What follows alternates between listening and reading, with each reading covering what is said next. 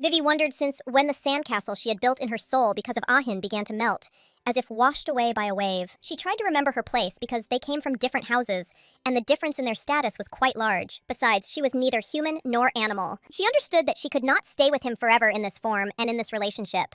It seemed to her that they were like the prince and the frog from a fairy tale. So she wondered if love would eventually catch up with her when she became a full-fledged person. She understood that this was most likely impossible, but she still had hope for something like this. Vivi sighed, realizing that she needed to figure out how to become human normally first. She knew she looked awful now, but she also knew she hadn't been herself at the last event. But looking at the young man, she understood that he had also suffered. A moment later, she was taken aback and looked at him in surprise. She was shocked because she saw an inconspicuous mark on his neck. She was shocked and did not understand why she decided to bite a strange man on the neck. She wanted to remove the trace as quickly as possible before he woke up, because she understood that he would walk around and show off the bite in front of everyone, and at the same time, everyone would stare at him. She didn't want this to happen, and yet she felt relieved that she had the healing pheromone. But a moment later, all her relief evaporated as she saw that the young man had woken up. Ahin said cautiously that she had said last time that she would not even accidentally touch him while he was sleeping. She was embarrassed because she knew that this was not true at all. She embarrassedly stated that she simply wanted to heal the wound. Vivi said sheepishly that she was at dawn.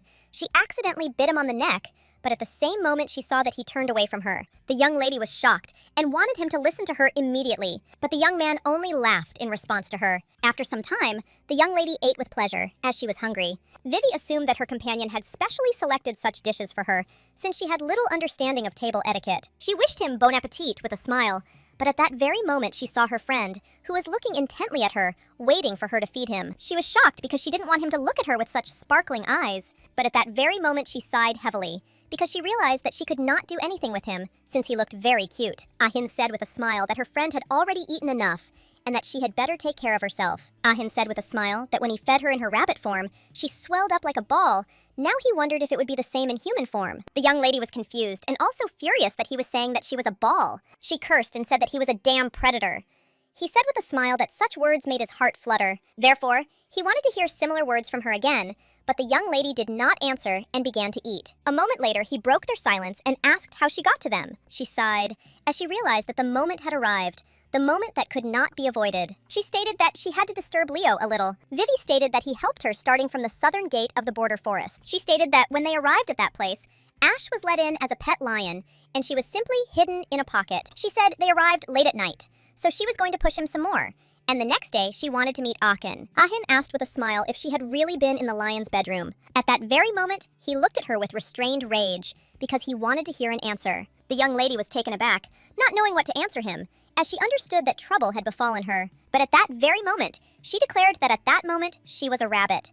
She did not understand why he was saying such strange things. He sighed and asked her to continue her story. Vivi was puzzled and didn't understand what he was even thinking about, but she still sighed as she wanted to continue the story. A few minutes later, she sighed heavily and stated that everything was as she had described it, and he had seen the rest himself. He immediately declared that she had been reeking of Leo ever since they met in the backyard of the ballroom. The young lady was surprised and puzzled, as she could not smell the lion. But when she sniffed, she realized that the smell still remained. A moment later, she remembered how they met and how he took her hand.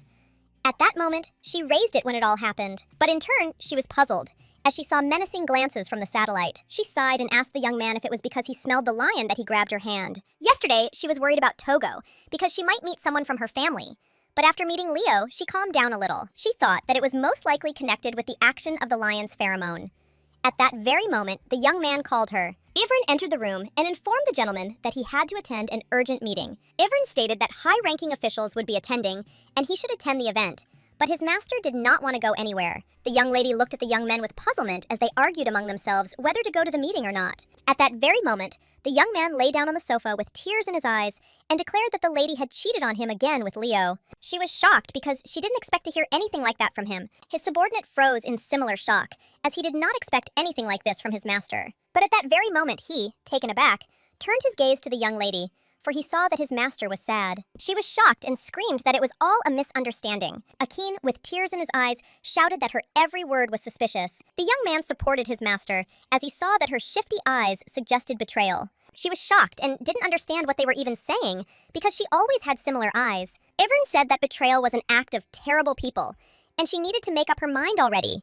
And for the sake of their future, while his master, with tears in his eyes, said that his soul was hurting. Vivi was shocked and couldn't believe that the young people were acting like frivolous predators. Meanwhile, Madame sat surrounded by predators and listened to their arguments. But after a few minutes, she just laughed, as their arguments did not subside. Moments later, the man stated that he would like to clarify with Mr. Aheen the identity of the Black Panther that was roaming around their estate. After all, according to the guard's records, the Black Panther belonged to the Manyens family. But at the present time, the panther was in the possession of Lord Achin. Ahin stated that the panther they were talking about was the chief of the Border Forest Guard Panthers, and they assumed that Manyens had taken her without permission. The young man was furious because his friend was shifting all the blame onto him. The man stated that there was chaos in the estate, but the animal did not cause any direct harm. But he still asked the young man to keep an eye on the panther. Moments later, he stated that there was a more important issue on the agenda now, namely, a werewolf rabbit of unknown origin. At that very moment, the young man tensed up, as he realized who they were talking about. The man looked closely at Runa Manyank, as he had a witness statement. Akin said he would like to hear who the witness was, but the man apologized and said they could not reveal the witness's identity. Ahin is surprised because they invited guests from other territories and relied on unreliable data. Rune asked if it wasn't important to tell about the identity of the witness who gave evidence for the detailed meeting. The young people wanted to protect a loved one, so they began talking about an ugly incident in which there was a questionable witness. Those present were shocked, as recently the young people wanted to devour each other alive. And now, suddenly, they were on the same wavelength. The man said they could not name the witness, but their leader vouched for the source. Last night, the fire in the banquet hall was located near the side gate of the outskirts, where human foot rarely sets foot. During the investigation into the cause of the fire, it was discovered that only one person near their banquet hall had been acting suspiciously. The previously mentioned werewolf rabbit of unknown origin. Ahin were seen near the site of the fire, along with the werewolf. In addition, it is known that the werewolf, a rabbit, lived in the same place as Ahin. The wer-rabbit was also seen with Mr. Rune Manyens.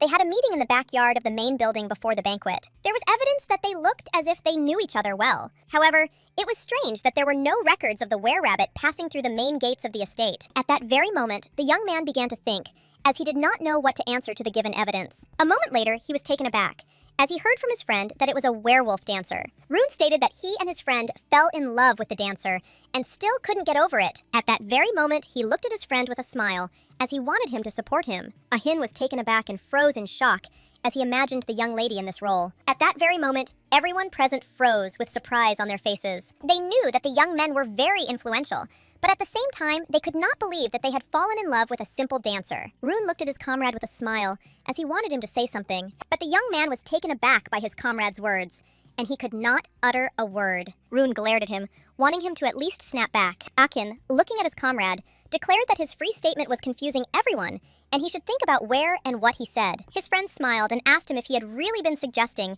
that they simply hand over the rabbit for questioning. When Bill told the young man that if he hadn't brought a rabbit to the banquet, something like this wouldn't have happened, Lev was shocked.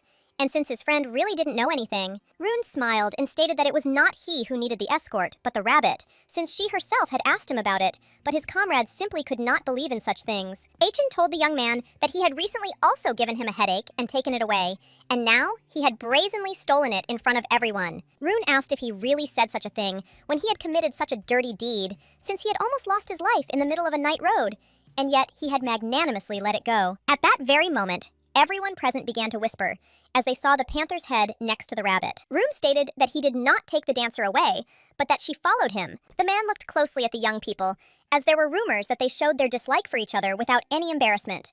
But now he understood the real reason. At this, Madame looked intently at the young people. Rune looked at his friend and told him to think carefully, because if he trusted her, she would not have asked for his help. The young man was taken aback, as this was a strong statement, but at the same moment he declared that such a thing would not happen again. He looked menacingly at the young lion and told him not to poke his nose into other people's business and to lead a lazy and carefree life, as he had been doing until now. Ahin stated that the young man was raised and trained in such a way that he would never even think of coveting his sister's throne. The young man was furious because these words were offensive. At that very moment, Madame looked at the young people with a smile, as she saw that the argument was flaring up. She said with a smile that their top priority was to find out the cause of the fire, so they could consider the dancer to be the young gentleman's guests. Meanwhile, Madame was quietly riding in the carriage, but was deep in thought. She remembered that the day they abandoned Vivi had been just as cold. She was puzzled because her child was not included in the family records, due to the fact that she did not turn into a human. Madame understood that if her daughter went to the land of the Black Panthers, there would not even be a pretext to take her back. So she wanted to bring her home by any means necessary. She knew she had to do it. She knew that she had given her daughter love, betrayal, hope. At the same time, the young lady stared at her mother and wondered why her mother had done this to her. She couldn't help but love her, her mother couldn't help but hate her, and even her appearance was constantly changing, and she couldn't decide. She was furious because she realized that this made her no different from a dummy. At that very moment, the young man declared that Mrs. Rabbit, whom he knew, was a very important person. Ivrin looked at her with a smile and asked when she was going to let him go. She was surprised that he had given in to her tying him up, but he stated that she had tried very hard, and therefore he could not refuse her. Vivi sighed and asked if he wanted to change the way he addressed her while she remained in human form. He asked if she was really telling him to throw away all the memories he had accumulated so far. She wanted him to call her normally, but he didn't want that. At that very moment, the young lady was taken aback, as the boy approached her and called out to her with a smile. She looked at him in surprise and asked what was the matter. He whispered something quietly in her ear while Erwin spoke with a smile. Roselle quietly said that the Black Panther was strange. Erwin looked at the boy in surprise, as his words were offensive. He stated that he was the most ordinary Black Panther. The lady said that he was really weird and had bad energy. The boy said that he had good energy. She looked at him in surprise, as she did not understand what the problem was. He stated that he didn't feel anything at all from Irvin V, and that this was the first time he had experienced this. She looked at him in surprise and asked if he really didn't feel anything at all. At that moment, the young man looked at them gloomily. A moment later, he looked at them predatorily and said menacingly that it looked like he was caught. The young lady was taken aback, as she did not expect to hear anything like that. He stated that he had a special pheromone, and he could see things that other people could not see. He also said that the rabbit lady had bad energy behind her. The young lady was taken aback at that moment and looked at him with horror. She wanted him to stop making jokes like that. But at that very moment, even the little child became frightened. Roselle, trembling with fear, said that he felt very bad and that the energy was very black. She was shocked and tried to calm him down. She didn't understand what all his words meant, and she didn't understand why he behaved the way he did. She didn't understand what was behind her and wondered if it was some kind of ghost. She wondered if her life was like this because of bad energy. She remembered the young man as Ahin saying that he, a boy, could not feel Erwin's energy. After all, if the werewolf's pheromone is weaker than Erwin's, then it has no effect on him. Erwin was the owner of the interference. The young lady was taken aback, because she had not been so scared for a long time. After some time, the young lady lay quietly in bed, but she was tormented by nightmares. The young man looked at her in surprise, because he knew she was a coward. But at the same time, he did not understand how she got to the rabbit lands in the first place. Ahin looked menacingly at his experience of a little rest and told him to know the measure of jokes. Erwin asked for forgiveness and stated that he had gotten too carried away in his conversation with the lady and had forgotten himself a little. He said with a smile that this was all proof that the lady had threatened him as a weakling and that she had tried to dig up dirt on his master. Erwin stated that she would certainly try again in the future, so he told the gentleman that he had to decide up to what point he could tell her the information. The young man told his subordinate that he could tell him everything except the fact that, unfortunately, as a child, he had carried a toy rabbit around everywhere. At that very moment, he picked up the boy and asked how long he would hang around the lady. Roselle was taken aback and began shouting at the young man to let him go. Akin smirked and told the boy not to struggle, otherwise he would have to eat the warrior. The boy was taken aback and burst into tears. Ahin told his subordinate to get ready, as he and the lady would soon be heading back to the estate. Akin also said that he would remain on the estate for a few more days. Erwin smiled and said that he would prepare the carriage, but he also asked the gentleman if he could untie him. Roselma, with tears in his eyes, asked if the warrior was really leaving. Ahin said with a smile that the warrior must go to the lands of the Black Panthers in order to protect them. He was shocked and shouted that he didn't want this. Ahin said that he would let them spend the rest of the day. The boy immediately became happy. Sometime later, the young lady and her companion were sitting in the garden, but she was puzzled. She knew perfectly well that she was a were-rabbit, and she looked at her companions who were surrounded by rabbits. She understood that everything was clear with the boy, but she did not understand why the terrible predator was surrounded by rabbits. And yet, she was confused, because the rabbits ignored her. Achin looked closely at the little rabbit and told it to sit still because it was ticklish. Vivi sighed heavily and wondered if she could really wander around the area as she pleased. Her companion assured her that she didn't need to worry. She asked if she didn't have to meet the head of the rabbit lands.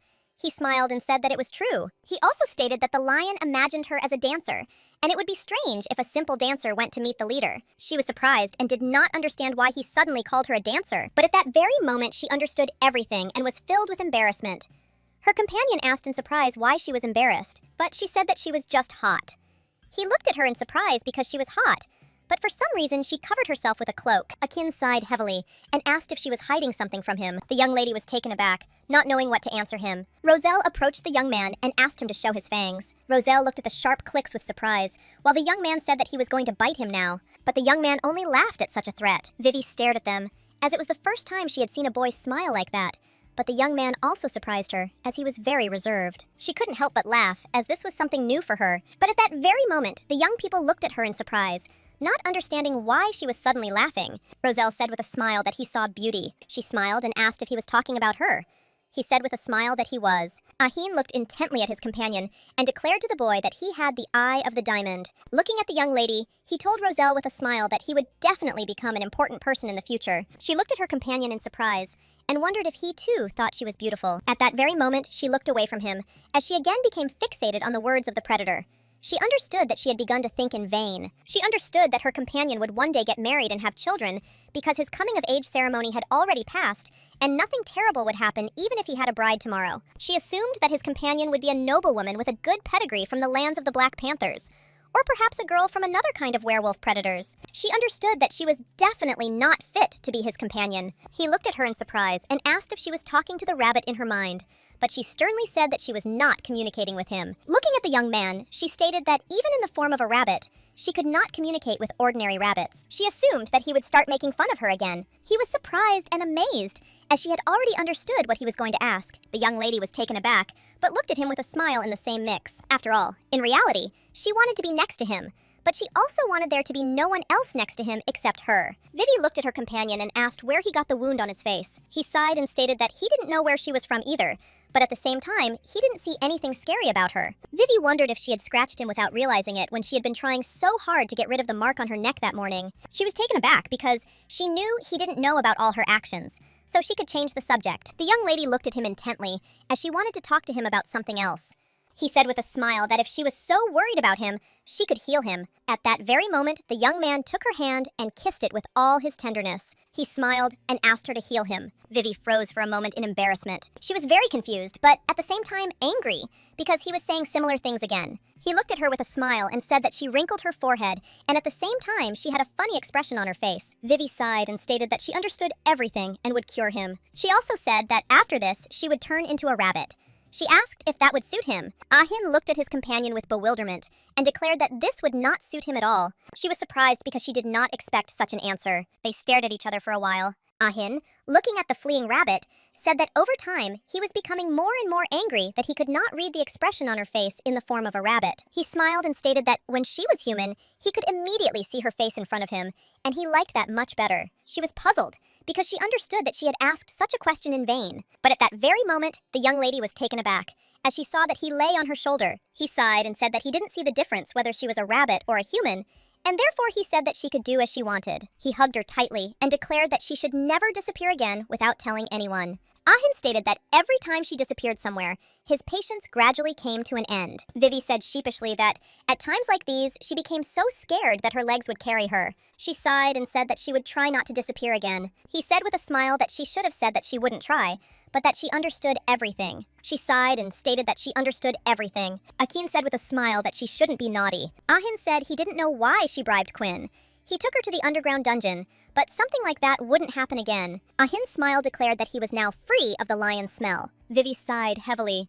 She didn't understand his thoughts at all, but a moment later, she announced that as soon as they returned to the room, they would have a conversation. The young man was taken aback, as he had not expected such a thing, but after a moment, he stated that when she spoke mysteriously, he began to worry. He said with a smile that he did not know what the rabbit who remained alone with him in the room day after day was capable of doing. At that very moment, the young lady hit him and asked him with a smile to stop such conversations. She stated that she simply wanted to tell why she had come from the Black Panther lands to the estate. He looked at her with a smile and agreed, because he was impatiently waiting for her story. For some time, the young people sat quietly in the garden, hugging each other. Meanwhile, A young man with a joyful smile walked down the corridor, carrying a treat. He had been very busy since the morning, serving his master, and so he was constantly tormented with questions about Mrs. Rabbit. All the remaining people in the house of the head of the Rabbitlands were visiting with burning eyes and asking him, "What an incredible dancer, Miss Rabbit!" Everyone was really interested in whether she was graceful or beautiful, like a forest nymph. They wondered if the young lords had really fallen in love with her so much that they were ready to throw absolutely everything at her feet, be it fangs, claws, or tail. They had a simple relationship with the rabbit, as they only exchanged good luck wishes with each other. But not long ago, he learned that Mrs. Rabbit was a werewolf. Yuan understood that the rabbit lady was more suited to being compared to a brave warrior ruling a continent than a forest nymph yearning for a lake. A moment later, he entered my room and saw a very interesting picture. The young man was puzzled because he did not understand what was going on at all. Yuan was immediately taken aback and said with a smile that he had brought tea that was grown in the lands of the rabbits. But at the same time, he was agitated because he did not understand what was happening at all, since the atmosphere in the room was very tense. The young master, without looking at his subordinate, told him to put the tea on the table. Ahin sighed heavily and stated that they had only had a small argument and that he did not need to pay attention to such things. Achin, looking at the lady, said that if she was going to continue to protest, she should at least put something on, or she could protest in front of the fireplace. At that very moment, she angrily struck the chair with her fist. The young man was taken aback, as he did not expect such a thing. Ahin sighed and told his subordinate that he had better go to the kitchen. He asked if he really needed to bring more snacks, but the young gentleman said that this was not so, and he must convey that in this room there was a rabbit that had lost the will to live. The young man looked at his master in bewilderment and continued drinking tea. But a moment later, he was taken aback and asked if his master really wanted to eat the rabbit lady. At that very moment, the young lady turned around and looked at the young man with fury. At that very moment, they changed their geolocation, and a moment later, they were expressing their protest near the fireplace. Ahin glanced sideways at his subordinate and stated that he was pouring tea over the edge of the cup. The young man was taken aback and asked his master for forgiveness. Ahin told the lady that they had agreed that she would return to the land of the Black Panthers. He did not understand why she changed her mind. She sighed, not knowing where to begin.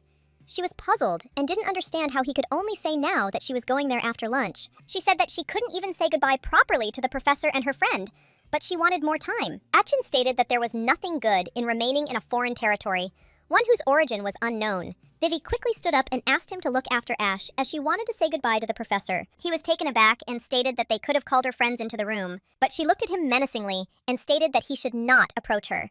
She stated that the herbivorous werewolves needed to talk about something. The young people were momentarily taken aback by her tone. She didn't stop and quickly walked out of the room, leaving them with bewildered looks on their faces. Yuan told the gentleman that even with his eyes closed, he remained a predator and could not take part in the meeting of herbivorous werewolves. A moment later, the young man was taken aback as he saw that the young lady had returned. She smiled and asked for forgiveness for her whims, because she wanted to return with him. She was puzzled that they had arrived on rubber, so she wanted to go with him on the way back. A moment later, she said goodbye to him with a smile. At the same time, the young man was puzzled by her behavior and did not understand at all what was happening. For some time, his subordinate called to him, but he remained in a daze. At the same time, the young lady wondered if she could really leave him and go away alone.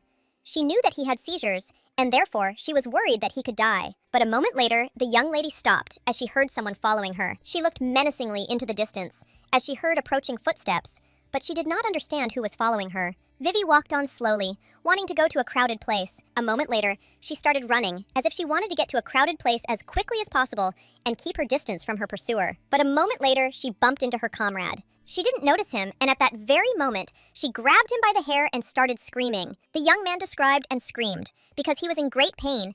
After that, she realized who was in front of her. She looked at the young man in surprise, as she did not expect to see him. Rune said with a smile that it was too much. He asked if she would really try to pull out his hair every time they met. Rune, after listening to his friend, stated that it was possible that she was being pursued by Akina's personal guard. He also asked if she was returning to the land of the Black Panthers. She was surprised, as she did not understand how the lion knew, but he said with a smile that his name was not a lion, but Rune. She called him by name and asked him how he knew such a thing. He stated that Erwin had prepared the carriage. He sighed, because he knew that if she returned to the lands of the Black Panthers, they would not be able to see each other for some time, and he was very sad about this. She asked him in surprise why he was sad. At that very moment, the young man became embarrassed, but he did not answer her question. He was puzzled and did not know how to respond to something like this. But at the same time, he carefully chose his words, looking at the young lady. She wondered if he really liked her. At that very moment, he declared that a lot had happened to her recently, and that they had spent a lot of time together, and he was sorry that she was leaving without saying goodbye. At that very moment, he declared that if she went to the land of the lions, he would give her shelter. He looked at her with a gentle smile as he waited for an answer. For some time, he looked intently at his companion, without taking his eyes off her. Vivi looked at the young man in surprise, as she did not expect to hear such a thing. She was so taken aback that she didn't expect that there would be another person who would pull her out of the basket. Looking at her watch, she realized that she needed to slowly start getting ready. Roon-hee stated that her acting was poor, and he asked if she was leaving on purpose. At that very moment, he tried to detain her, since he had not yet voiced his final thought. She did not understand what the outcome could be if he was simply interested in the well-being of another. At that very moment, the young lady threw off her cloak as she wanted to escape from his tenacious grip. He said with a smile that he could help her if she agreed to go to the Battle of the Land of Lions. He said that she herself should know that Ahin was a bad person, because he would not have locked her up if he had had good intentions. He stated that if she did not get out of the Black Panther lands now, it would be difficult to leave them in the future. Roon said that the place of the next head of the lands of predators, each of whom is greedy for power, is always surrounded by danger, and one had to be at the very center of every event. He said that his companion was hunting and surrounded her with guards, but there could always come a time when she would have to survive, relying entirely on her own strength. At that very moment, he declared that Ahin was simply a monster. He said that there was a high probability that the young man had always behaved differently in front of her. Also, looking at the wound on her neck, he stated that the young man was holding her against her will. Roon sighed heavily and stated that if she stayed there because she had nowhere else to go, he could fix it. She was taken aback because at first she thought that he was interested in her pheromone, but now she saw that this was not the case, and he cared about her sincerely. She thanked him with a smile for such offers, but still refused him. Roon was surprised by this, but after a moment he looked at her with a gentle smile and accepted her decision. He came closer to her and, throwing on his cloak, asked if he could find out the reason for her refusal. She stated that if it were not for Ahin, she would have met her death in the border forest. Even after her rescue, he always took care of her, because then she couldn't even open the door on her own. Thus, she once learned what he looked like, and himself being in a terribly vulnerable state. Vivi understood that his attacks did not last for a day or two, but he did not require her to use the healing pheromone. She looked at the young man with a smile and declared that his words were true, as it was difficult for her to be around the young master. It was hard for her to be around him, and she was confused in her thoughts and everything scared her. But now she understood that he needed her, and perhaps even more than she needed him. Vivi looked at the young man with a smile and declared that Black Panthers and lions were all cruel. The young man was taken aback and asked with a smile if this was really how the rabbit showed his gratitude. She said with a smile that maybe that was the case, but she was not a rabbit now, but a human being. He said with a smile that as soon as she became a full-fledged person, she should first learn to tie ribbons. Roon looked at the young lady with tenderness, because until now, he had not envied his friend. At that very moment, he declared that he had not learned to give up as a child, so he expected that it would be easy here too. But this time, everything was more difficult than he thought. A moment later, their conversation was stopped as someone knocked on the door. A moment later, the young people saw a stranger. Roon told his friend that this was her personal knight who followed her around. She was scared because she didn't expect to see such a face. He stated with a smile that it seemed she didn't know who he was, but he was pleased that he knew the knight. At that moment, the young man looked at the young lady with anger and cursed. After some time, she found out who was really in front of her. She knew that werewolf birds easily change their animal form to human and back. They were, however, rebellious and preferred freedom, as they lived without attachment to any family. At the same time, she was surprised and could not imagine that the young man was a werewolf. Roselle looked at the young man with a smile and declared that he was a bad bird. Vivi smiled and told her friend that he was not just a bird, but a bird of prey. Meanwhile, Madame said with a smile that she had not seen werebirds for a long time that belonged to any genus. The lady smiled and stated that everything was correct, because the werefalcons had a terribly complex character. Vivi looked at them in surprise and wondered if everything that was happening was some kind of show for them. Moments later, the lady introduced her friend to Madame. Madame looked at her with a smile and stated that she would like to get to know her properly. Vivi smiled and said that everything was fine, and she called Madame Grandma. Madame smiled, since she had not been called that way for a long time. She looked at the young lady with a smile and declared that she was incredibly interested to know which of the young men she preferred. But judging by her actions, one could tell that she had given her preference to the young master of the Black Panther clan. She shouted that she had never given her heart to anyone, but they only laughed at her. At the same time, the young man watched them closely. He was surprised by her words, but at the same time, very worried about her departure. Roselle handed the young lady a small note and asked her to write him letters at the address. She said with a smile that she would write to him. For a while, the little boy looked at her with tears in his eyes, but she was surprised and did not understand why he was behaving so strangely. She asked in surprise if he and the young lady really had much in common. The lady told Vivi that she didn't need to worry about her new friend, as he would cope with the separation. At that very moment, she turned to Madame and called her the head. The madam looked at the young lady in surprise and declared that she had the eye of a diamond. Vivi stated that the fire was not her doing. Madame, with a smile, told the girl that she did not need to worry about it. The madam smiled and asked the young lady if she knew what a predator meant when it bit someone on the neck. The young lady walked over and asked, embarrassed, what she was talking about. She was puzzled that he left a mark on her neck, and so she wanted to know what it meant. Madame said with a smile that she must not show her trail to old Rillion. Otherwise, he would fuss about like a fish out of water. The young lady looked at Madame in bewilderment, as she did not understand what she was talking about. But moments later, they said goodbye to their new acquaintance with a smile. Vivi responded by saying goodbye to them and stating that she would definitely contact them later. After some time, she looked at everyone present in surprise and asked if they had really returned in such a group. Vivi was puzzled, as she felt like Quinn was about to peck her and her companion to death. She sighed heavily, as she knew the trip would be very stressful. Ahin looked at the young lady with a smile and said that she looked like a puppy that had gotten wet in the rain. She was puzzled and did not understand why she was not a rabbit, but a puppy. But at the same time, she wondered if he would not go with them. He sighed and stated that he had some things to do and would leave a little later. She wanted to know when he would leave, but at that very moment, he declared that he would most likely arrive tomorrow. The young lady was puzzled and did not understand why he needed to bother himself so much, since she wanted to go with him. The young people looked at them intently. He asked if she really wanted to go with him because she didn't want to go with them. Akin thought for a moment about the whole situation, and a moment later he said with a smile that her ears popped out from the top of her head. She was taken aback because she had expected something like this, and at that very moment, she checked herself and shouted that this simply could not be. He said in all seriousness that it might have been the tail that came out, not the ears. She looked at him, scared, but after a moment, she checked to see if the tail was still out, and she asked why it had become naughty again. Ahin smiled and asked for forgiveness, and stated that he simply could not go back with her. At that very moment, the young man asked for forgiveness, as his hands weakened and he threw down the documents. She looked at her companions in bewilderment and asked why they were looking at him like that. Ahin told her not to pay attention to them and asked if she wanted to tell him anything else. Vivi asked her companion about the marks he left on her neck. She wanted to know if there was any other meaning to his actions. He smiled and stated that, of course there was, but also said that she had bitten him on the neck without even knowing it. The young lady was taken aback, as she did not expect such a thing. She did not understand what was being discussed. He stated that the mark had disappeared because she had bitten him weakly, but if she wanted, she could bite him again. At that very moment, she hit him because she wanted him to shut up. He froze for a moment, not expecting such a strong blow. She was taken aback as she hit him in the face in front of everyone, even though he was the next head of the family. Everyone present froze in shock, as they had not expected anything like this. At that very moment, the young man looked away from her, embarrassed, and asked her to hit him again. She did not answer him, and at that very moment, closed the window in front of him and declared that they had to go.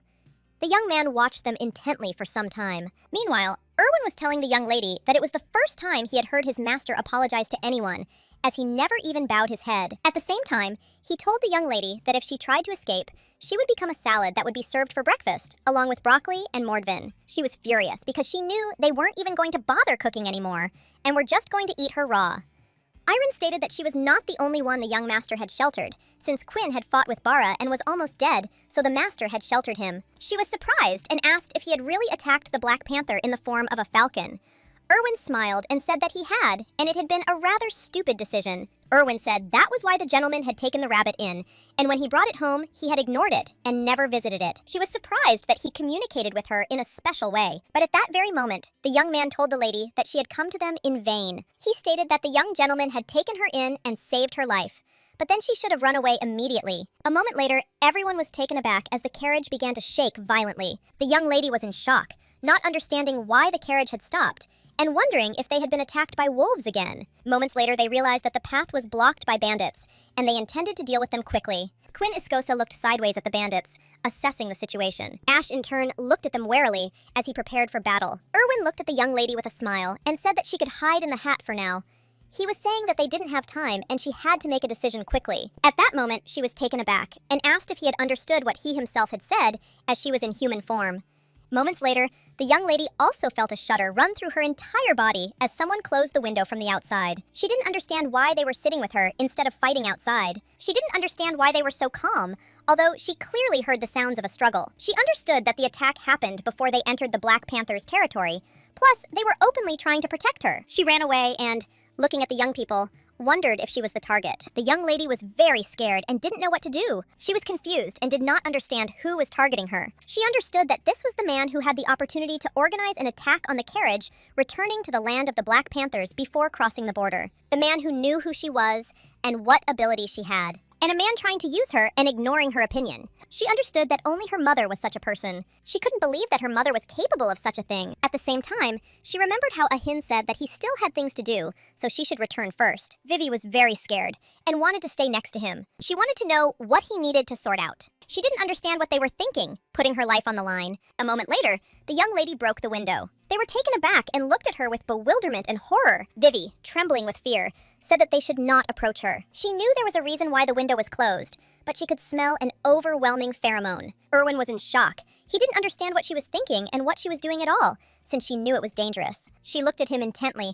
and asked what he was doing. She was furious and wanted him not to lie to her, but to tell her straight out. She asked if the young master was really here. She said that if he didn't answer her, she would check everything personally.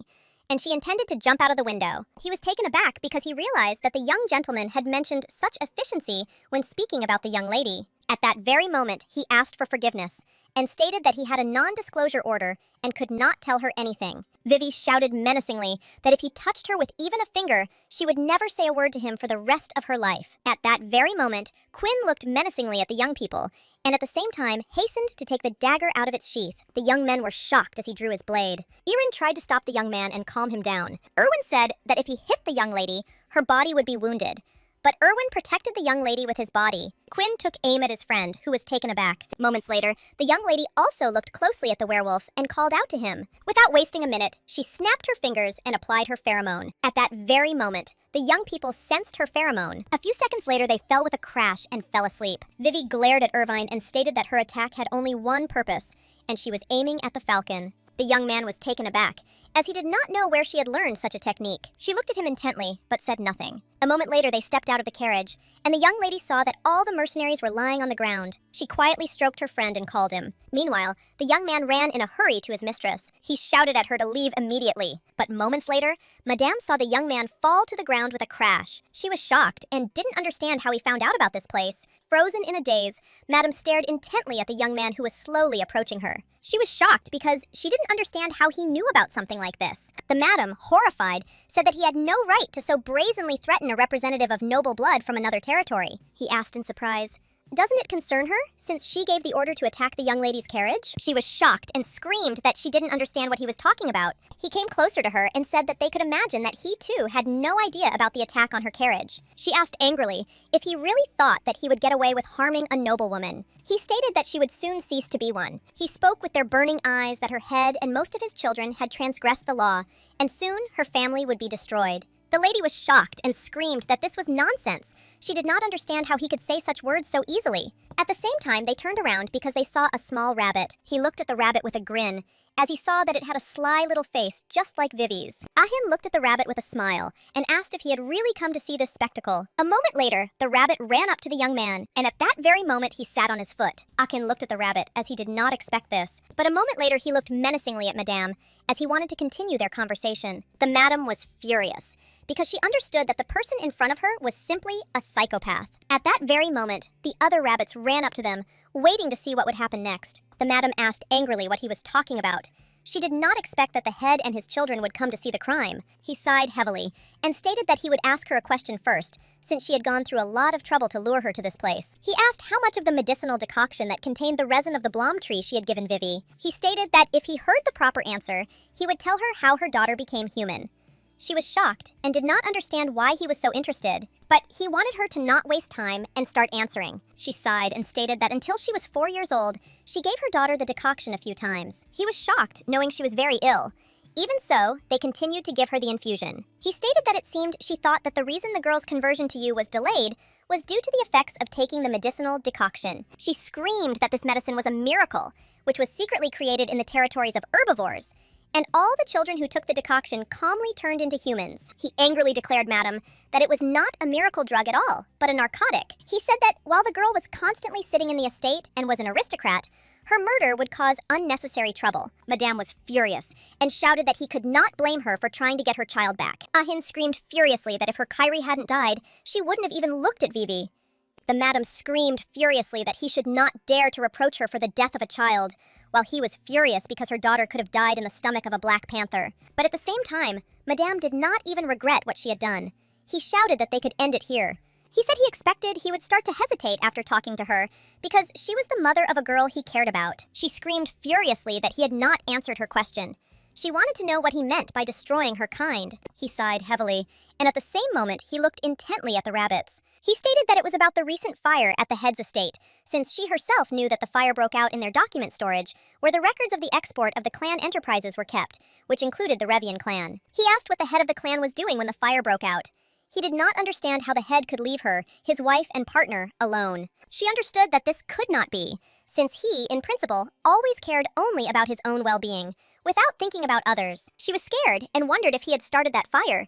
Madame sighed heavily and asked if that was the reason he suspected the head of their family. Ahin said with a grin that perhaps she had another problem, much bigger than this one. He stated that Chief Aemon was investigating the merchant clans in connection with the fire, and that she had moved the export documents believed to have been burned in the fire to another safe location in advance. He looked closely at Madame and asked whose handiwork this was. He stated that the product that her son was delivering before his death was also a drug, and that besides the young man, there were also other children who were able to control fire. Ahin made a deal with the head of the Rabbitlands. He said that for information about the origin of the drugs, he would receive 2 heads, hers and her husband's. The madam froze in place, as she did not expect to hear anything like this, but she stated that if her family was destroyed, her daughter would also be in a distressing situation. He said it was ridiculous since she wasn't even on the family register. He said her daughter had already left the Rabbitlands. Ahin swung his sword and angrily declared that whether her family was destroyed for this reason or not, it would not affect her in any way. Madame was taken aback, and at that very moment she screamed. She asked for mercy. A moment later, the young man looked away as he felt someone's presence. They were taken aback when they saw an inconspicuous rabbit who was watching them intently. Vivi and her friend were watching this situation closely, and at that moment, she hurried towards them. Madame was in shock and did not understand why her daughter turned into their rabbit again. Ahin sighed heavily. He looked at her intently, because he did not know when she would finally show herself to them. The madam, taken aback, reached out to her daughter and called her. But the young lady only turned away from her mother and ran up to the young gentleman. He sighed heavily and asked if she was happy. The madam was shocked because she saw that her daughter was just leaving.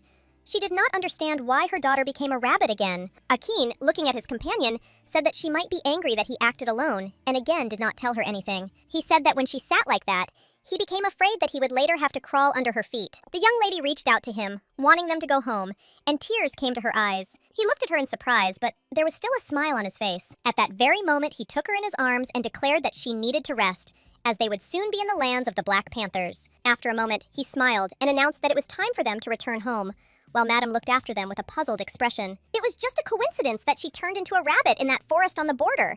While she was wandering around looking for something, she came across a herd of rabbits on my way. At the moment when she saw a small, weak, and moreover, wounded baby among them, she simply could not pass by. She saw a rabbit who could not speak of his pain, and at the same time, she did not want to become the same person as her mother, who said that the death of the weak is nature's natural selection. At the same time, she thought that there were still a few more attempts to use pherinium. At the same time, the young lady did not expect to be irrevocably turned into a rabbit.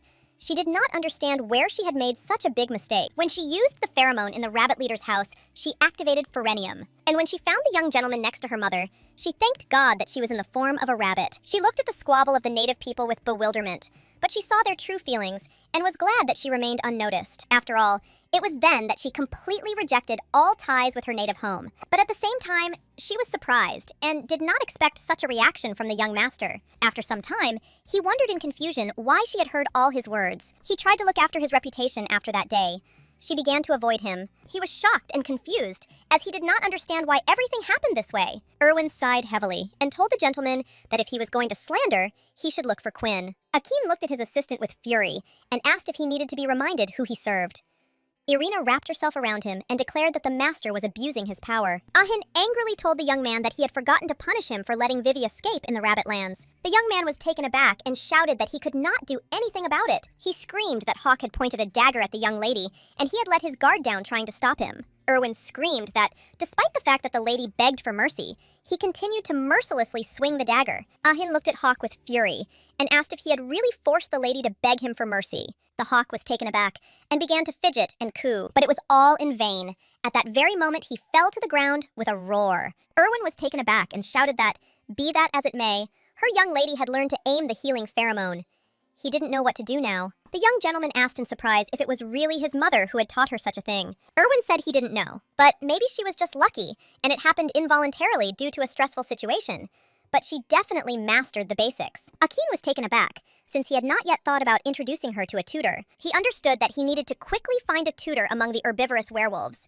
But the young man suggested that his master ask his mother for help. Akin asked what had happened to the Revian family. Irvin stated that an investigation was currently underway, and they said that it might even be difficult to ruin their family. Ahin let out a breath he didn't like.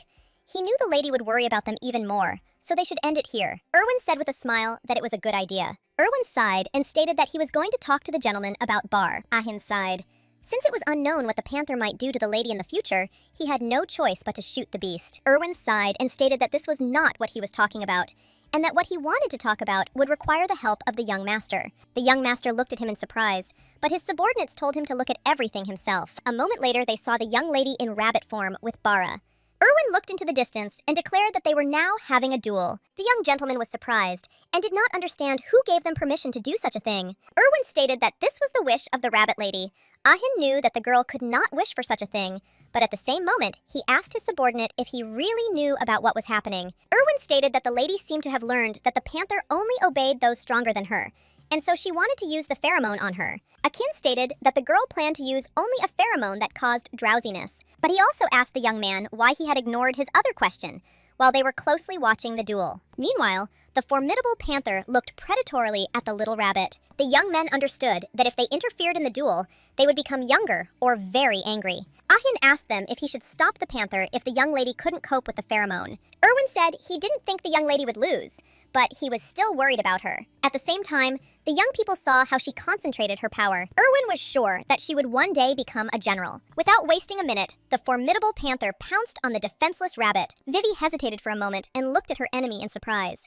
But moments later, she easily jumped away from her opponent. She landed with the same ease and grace. But a moment later, she rose up in the air with fury and dealt a terrible blow to her opponent. Thus, she only irritated the terrible panther. Bara immediately pounced on the rabbit, but Vivi easily jumped away. The panther was furious as her opponent easily dodged every blow. A moment later, the young lady stopped and looked menacingly at her opponent. Everyone was taken aback for a moment, as the panther did not refer to his opponent at full speed. Ahin S. stood frozen in shock as he saw the terrible panther approaching the defenseless rabbit. But moments later, the young lady used her power. Bara froze in place for a moment, but a few seconds later, the terrible panther fell to the ground with a crash. Vivi looked at her opponent in surprise and intently. At that very moment, she turned around and looked at her comrades. A moment later, she became delighted, as she was glad that she had defeated her opponent. She jumped for joy, as she was sure that everyone saw her small victory. She happily rushed to her maid, while everyone looked at her in surprise. Irwin looked at the young lady with tears in his eyes, as he was able to discern the moment of glory. At that very moment, he declared that the young master could have mercy on the panther. Irwin looked at the young gentleman in bewilderment, as he stood frozen in a stupor. He nevertheless broke the awkward atmosphere,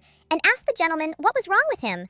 But the young gentleman could not utter a word. A few minutes later, he saw that the menacing panther was circling affectionately around the young lady. As he left, he sighed and declared that they would postpone getting rid of the panther, since the lady had shown who was the boss among them, so they could consider the panther a member of the family. After some time, Vivi was resting lying on the table, and she felt relieved. She understood that if she had not done something like this, the young master would have gotten rid of the panther. Previously, she felt that her pheromone was inferior to the other predators, but it still knocked everyone off their feet. Now, she realized that her pheromone was much stronger than Irwin's. Moments later, she was taken aback as she saw the newspaper headline, which stated that she was involved in a love triangle. Last week, a ball was held in the Rabbitlands in honor of the lion's birthday.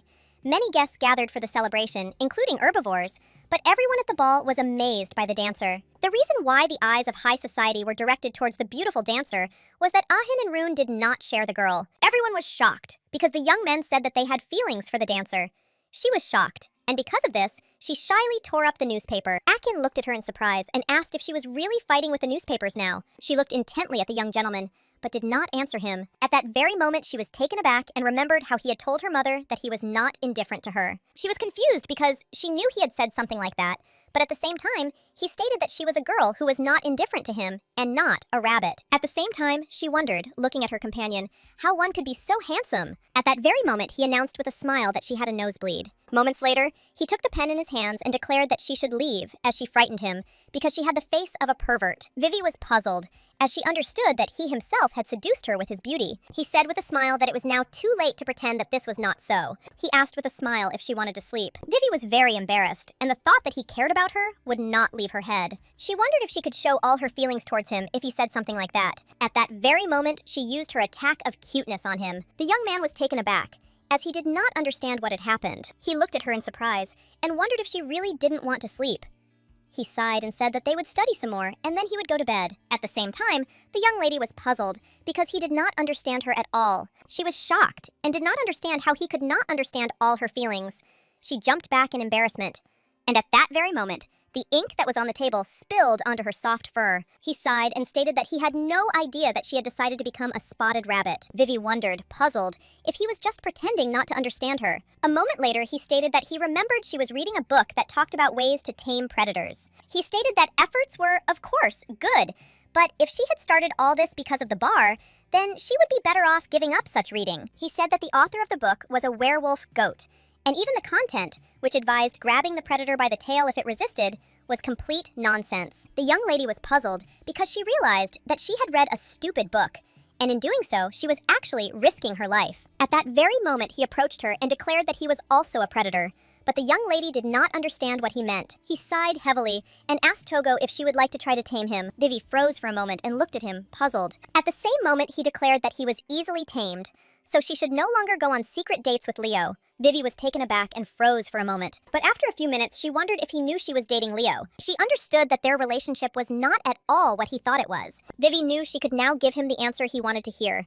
so she moved closer to him and gently touched his face. He was embarrassed by this, because he did not expect such actions from her, but a moment later, he pushed back his chair and hurried to leave. The young lady was in shock because she fell.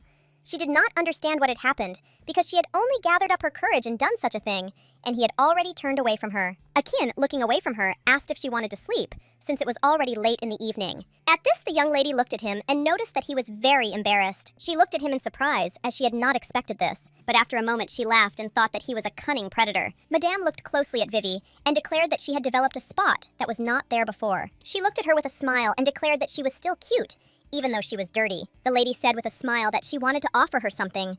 She asked, how about studying with a home tutor, at least for the sake of her future? Valen said she would be able to gain a foundation in etiquette and education, as well as learn how to regulate pheromones. She stated that it would not be too difficult if she suddenly became human, and Madame noted that she was also a good groom. The young lady was taken aback, as she did not expect that Madame had seen her then. She was shocked because the lady saw her in an indecent state. Madame looked sadly at the young lady and asked if something she had said had really upset her so much. She said that if the lady didn't want to study with a tutor, she would cancel everything because it was just a suggestion. If she didn't want it, then there was no need to force herself. She sighed because she understood that everything was very complicated.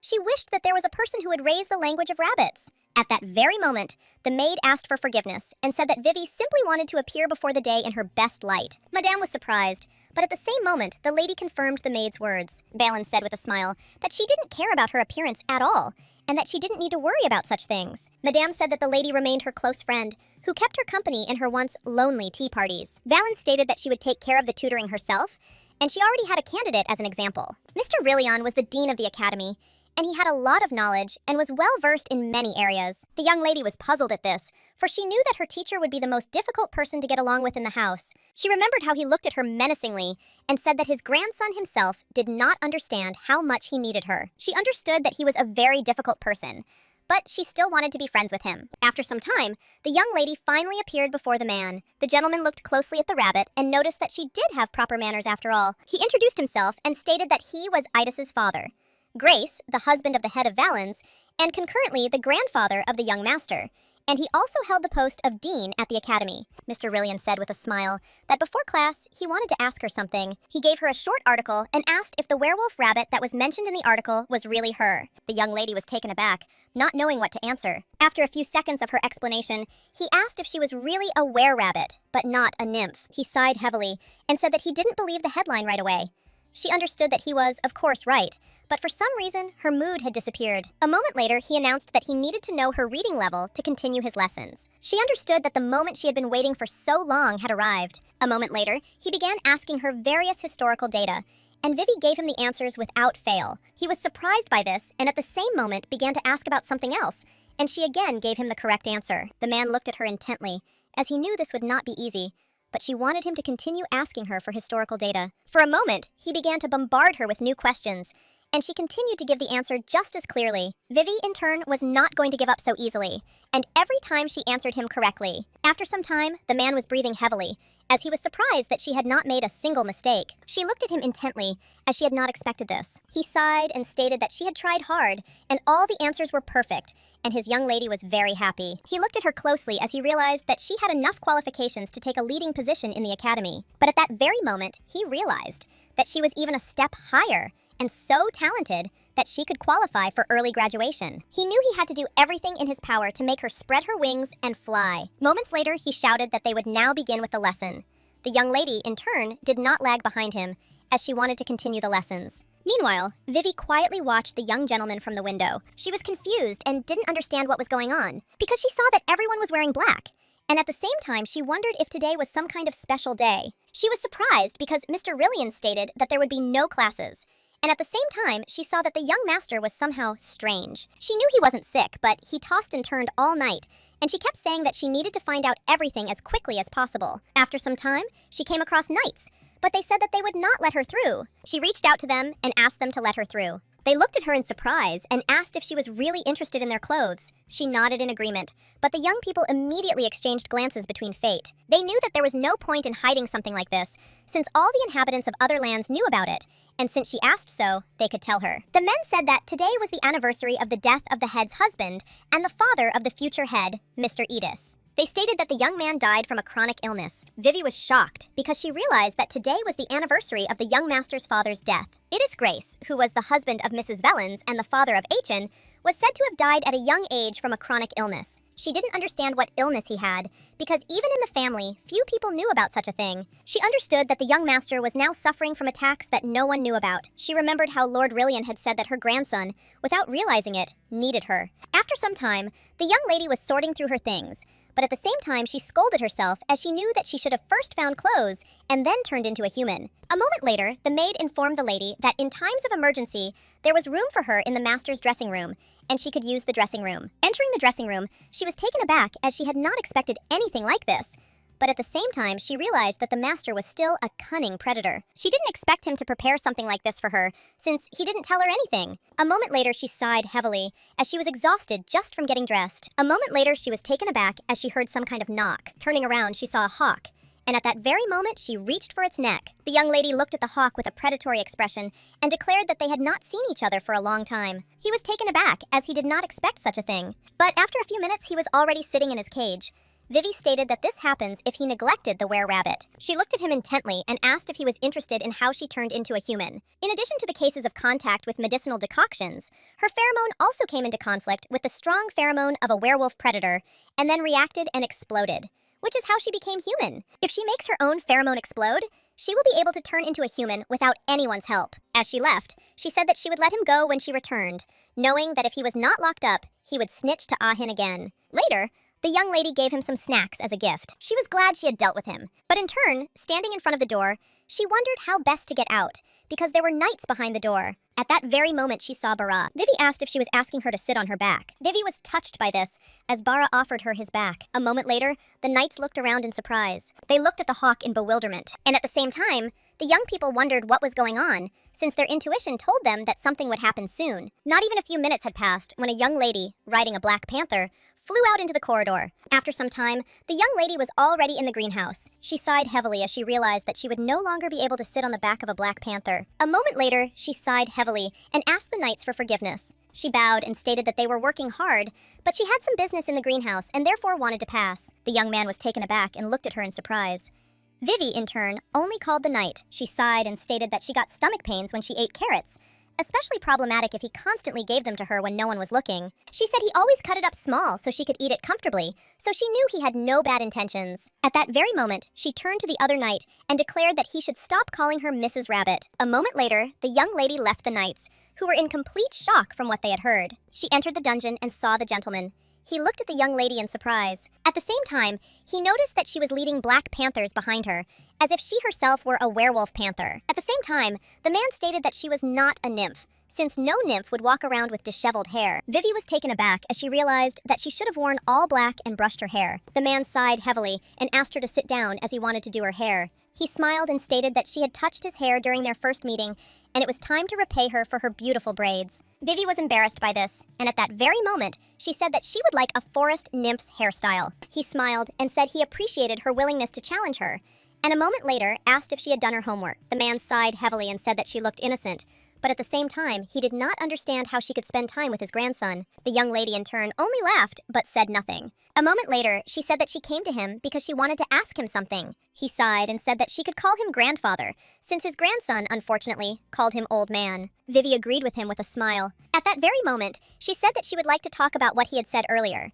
that his grandson needed her. She asked if he knew then that her scam was of the healing type. He fell asleep and stated that when she arrived at the estate, he had a burn on his wrist, and this scar could not be removed by any means for a long time. But after that incident, there was no trace left of him in your office. Having encountered such a pheromone, for the first time in a long time, he began to sit in his office without leaving, conducting various studies. And in the end, he found out that she had a healing-type pheromone, while he stated that it was a rare pheromone by nature. He said that she must not have understood how to control it herself, and that all the suspicious events that had happened so far were caused by her pheromone. The gentleman said with a smile that this was the reason he wanted to become her teacher, because he was going to teach her to freely control the pheromone. He also said that this desire did not arise in him out of simple sympathy, because he wanted her to help his grandson. He also asked what kind of relationship they had, but the young lady was very embarrassed and did not know what to answer him. He stated that she could not answer, since everything was already visible on her. Moments later, he asked her if she knew what day it was. Vivi sighed and stated that today was the anniversary of the young master's father's death. The man stated that this is true, and today is the anniversary of his son's death. Their family was considered a high-ranking noble family, but his son lacked a lot to become a head husband. His handsome face was barely enough to make him the headman's lover, but in the end, he still became her husband. But unfortunately, he was very weak, perhaps because he had an unsuitable pheromone. He was almost constantly bedridden. Unfortunately, his body couldn't withstand the submissive type pheromone. They all felt relieved that Achin had strong blood of the head of Valens. Otherwise, he would also be bedridden most of the time. Mr. Rillian looked at the young lady and asked if she had heard of pheromone attacks. At that very moment, she was taken aback as she realized what was being discussed. He stated that his son left their world when his grandson turned 6 years old. The man told her that she didn't need to worry because his grandson had inherited excellent blood and he hadn't had any seizures.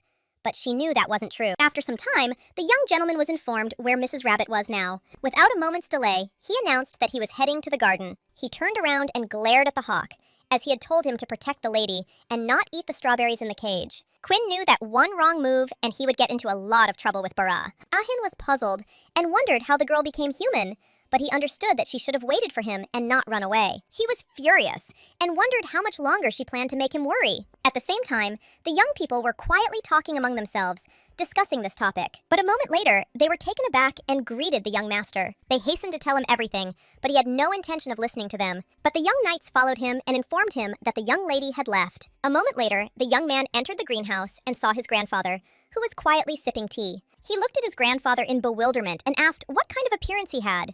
He asked where the young lady was. Mr. Rillian stated that the girl had left, and they seemed to have missed each other, and he also asked his grandson to give her the cloak. Lord Rillian also inquired about the lady's lineage, as she was poor in etiquette. Ahin sighed as his grandfather began talking about the engagement again. The man looked menacingly at his grandson and declared that if he had behaved normally, he would not have had to grumble. He stated that the girl came from a middle-class aristocratic family, but he intended to ensure that her family fell. Mr. Rillian, in turn, choked on his tea after his grandson's words. He yelled at his grandson that he was just crazy. The man stated that, since she was a mid-level noblewoman, she had a good pedigree. At that very moment, he was taken aback and asked his grandson where he was going. but his grandson, leaving, said that he was returning home. The man was furious because his grandson did not respect him at all. But at that very moment, he sighed heavily, as he hoped that his grandson would be healthy. He remembered his son, who always greeted him with a radiant smile. The man was puzzled, as he understood that he would not survive another loss. After some time, the young man entered the castle, and this knight greeted him. A few minutes later, he burst into his room. However, looking around the room, he saw no one. He approached the hawk and asked menacingly where the young lady was. Quinn was taken aback, and without wasting a minute, he pointed with his wing to where the young lady was now. Ahin quickly looked in the indicated direction and saw that the young lady was sitting quietly under the table. Coming closer, he realized that she was crying. The young man quickly covered the hawk, and at that very moment, he hurried to the young lady. He called her, but she did not respond, and he noticed that her arm was injured. He sighed heavily and asked what his grandfather had told her. He sighed as he realized that he was right. He saw her reach for her hand and begin to scratch it, and the young man shouted that she shouldn't do that. He reached out to her, but she pushed him away. He was puzzled because he wanted an answer from her. At this, the young man was taken aback, as he saw that she was looking at him with alienation and tears in her eyes. Vivi looked closely at her companion and asked why he hadn't told her earlier. He looked at her in surprise and said that she should explain what she meant. She remembered the man saying that his grandson had not yet had any seizures. She was puzzled, as she understood that her grandfather did not yet know that his grandfather was suffering from seizures. She asked when he started having attacks, since she knew that his father had died from attacks. But even then, his grandfather did not know that he suffered from something similar. At that very moment, he reached out to her, as he saw that she had begun to scratch her hand again. He told her that she shouldn't do something like that, because she might have a wound on her hand. She asked angrily if that was the problem now. She was furious that he had kept silent about his problem. She screamed furiously that he should have at least told her about something like this. At that very moment, she was taken aback and froze mid-sentence. He looked at her in surprise, as if he wanted to hear the continuation. Numb with shock, she said that it could all end in his death. Bursting into bitter tears, she asked why he hadn't told her about something like this. He sighed heavily and, his expression changing, asked what she could do if he told her about something like that. At that very moment, the young man reached out to her. He approached her and quietly whispered her name in her ear. But a moment later, he approached her neck and stretched out his sharp fangs. She froze in front of us, as she became scared. But without wasting a single minute, she pushed him away. She was in shock and trembling with utter fear. Ahin. She looked at her companion and noticed that she had turned pale. She looked away and asked where they had left off. He asked if he had told her about the attacks, what she would have done. The lady hesitated, not knowing what to answer. Trembling with fear, she began to choose a word. At that very moment, he asked if she was afraid of him. The young lady did not answer him, but only began to tremble even more. He imagined, looked at them, and sighed heavily, because he realized that he was right. At that very moment, he stood up and said that they would talk later. She was in shock and knew he shouldn't leave like that. She knew it was just instinct and she didn't want to avoid him. She wanted him to just look at her. At that very moment, she grabbed his hand and asked where he was going, because they had not finished yet. She said that she was helping him. Vivi said that she had already calmed down the attack with her pheromone when he felt bad. He smiled and said that everything was correct. But after a moment, his face changed, and he asked what was wrong with Togo, since she couldn't really turn into a human, but she wanted to abuse her ability in order to heal him. He smiled and said that she was so afraid of him that she couldn't even breathe, but she was still going to help him. Ahin said that she needed to take care of herself first. At that moment, he asked how she became human, but he was taken aback when she grabbed his clothes. The young lady quickly pinned him to the wall and declared that he was a stupid predator. She was furious and looked at him with confusion, rage, and tears in her eyes. Ahin froze in place from shock and surprise, as he did not expect anything like this. They stared at each other for a while. At that very moment, Ahin sighed heavily and, looking away from her, asked her to calm down, but she grabbed his face and pulled him towards her. He froze for a moment, and at the same time tenderly touched her hand with his lips. At that very moment, she declared that she had turned into a human by her own powers, and that she had summoned the pheromone herself. He was surprised and asked if it would hurt her next time. At that very moment, she hit him in the face. She screamed that, as he had said, she could not turn into a human until she reached that age. She screamed that today she was able to become a human, and at the same time she could not say exactly when she would become a rabbit again. She screamed that she also had a pheromone attack, and it happened because she simply overdid it with the use of pheromone, or because of the drug. She screamed that he couldn't control it, which is why his attacks happened unexpectedly. But the fact that her pheromone helped him was an obvious fact. She screamed furiously that he himself was not able to control such things, and therefore he needed to take care of himself first. Ahin was shocked by everything he heard, but he could not answer all her reproaches. Vivi looked at the young man with a smile, and at that very moment suggested that they look for a solution together. She wanted to find something that would help her get rid of the attacks, And at the same time, she wanted to try to learn how to control the pheromone normally as quickly as possible. She said that he could tell her sex, since when his attacks began, because there could be some pattern.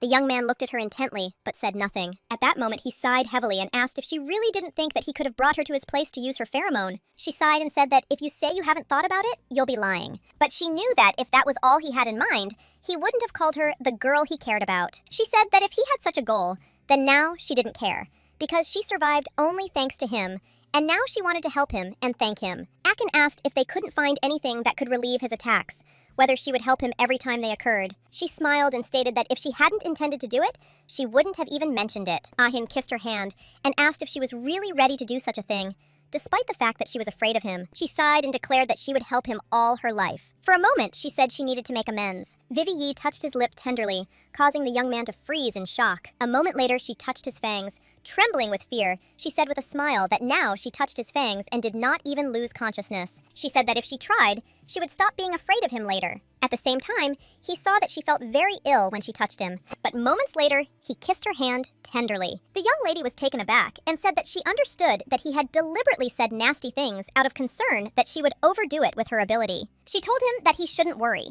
because even without his words, her life is more important to her than anything else. She said that for this reason, she would take care of herself first and then help him, and he didn't need to worry about it. She said that she would never leave him until his attacks stopped. The young man was taken aback, as he did not expect such a thing. At that very moment, he lifted her up and pulled her closer to him. He kissed her tenderly and asked how he should take what she had said. Vivi was confused and didn't know what to answer him. He asked if she would really spend the rest of her life with him, if his attacks would torment him for the rest of his life. She froze for a moment in embarrassment, as she did not expect such a question.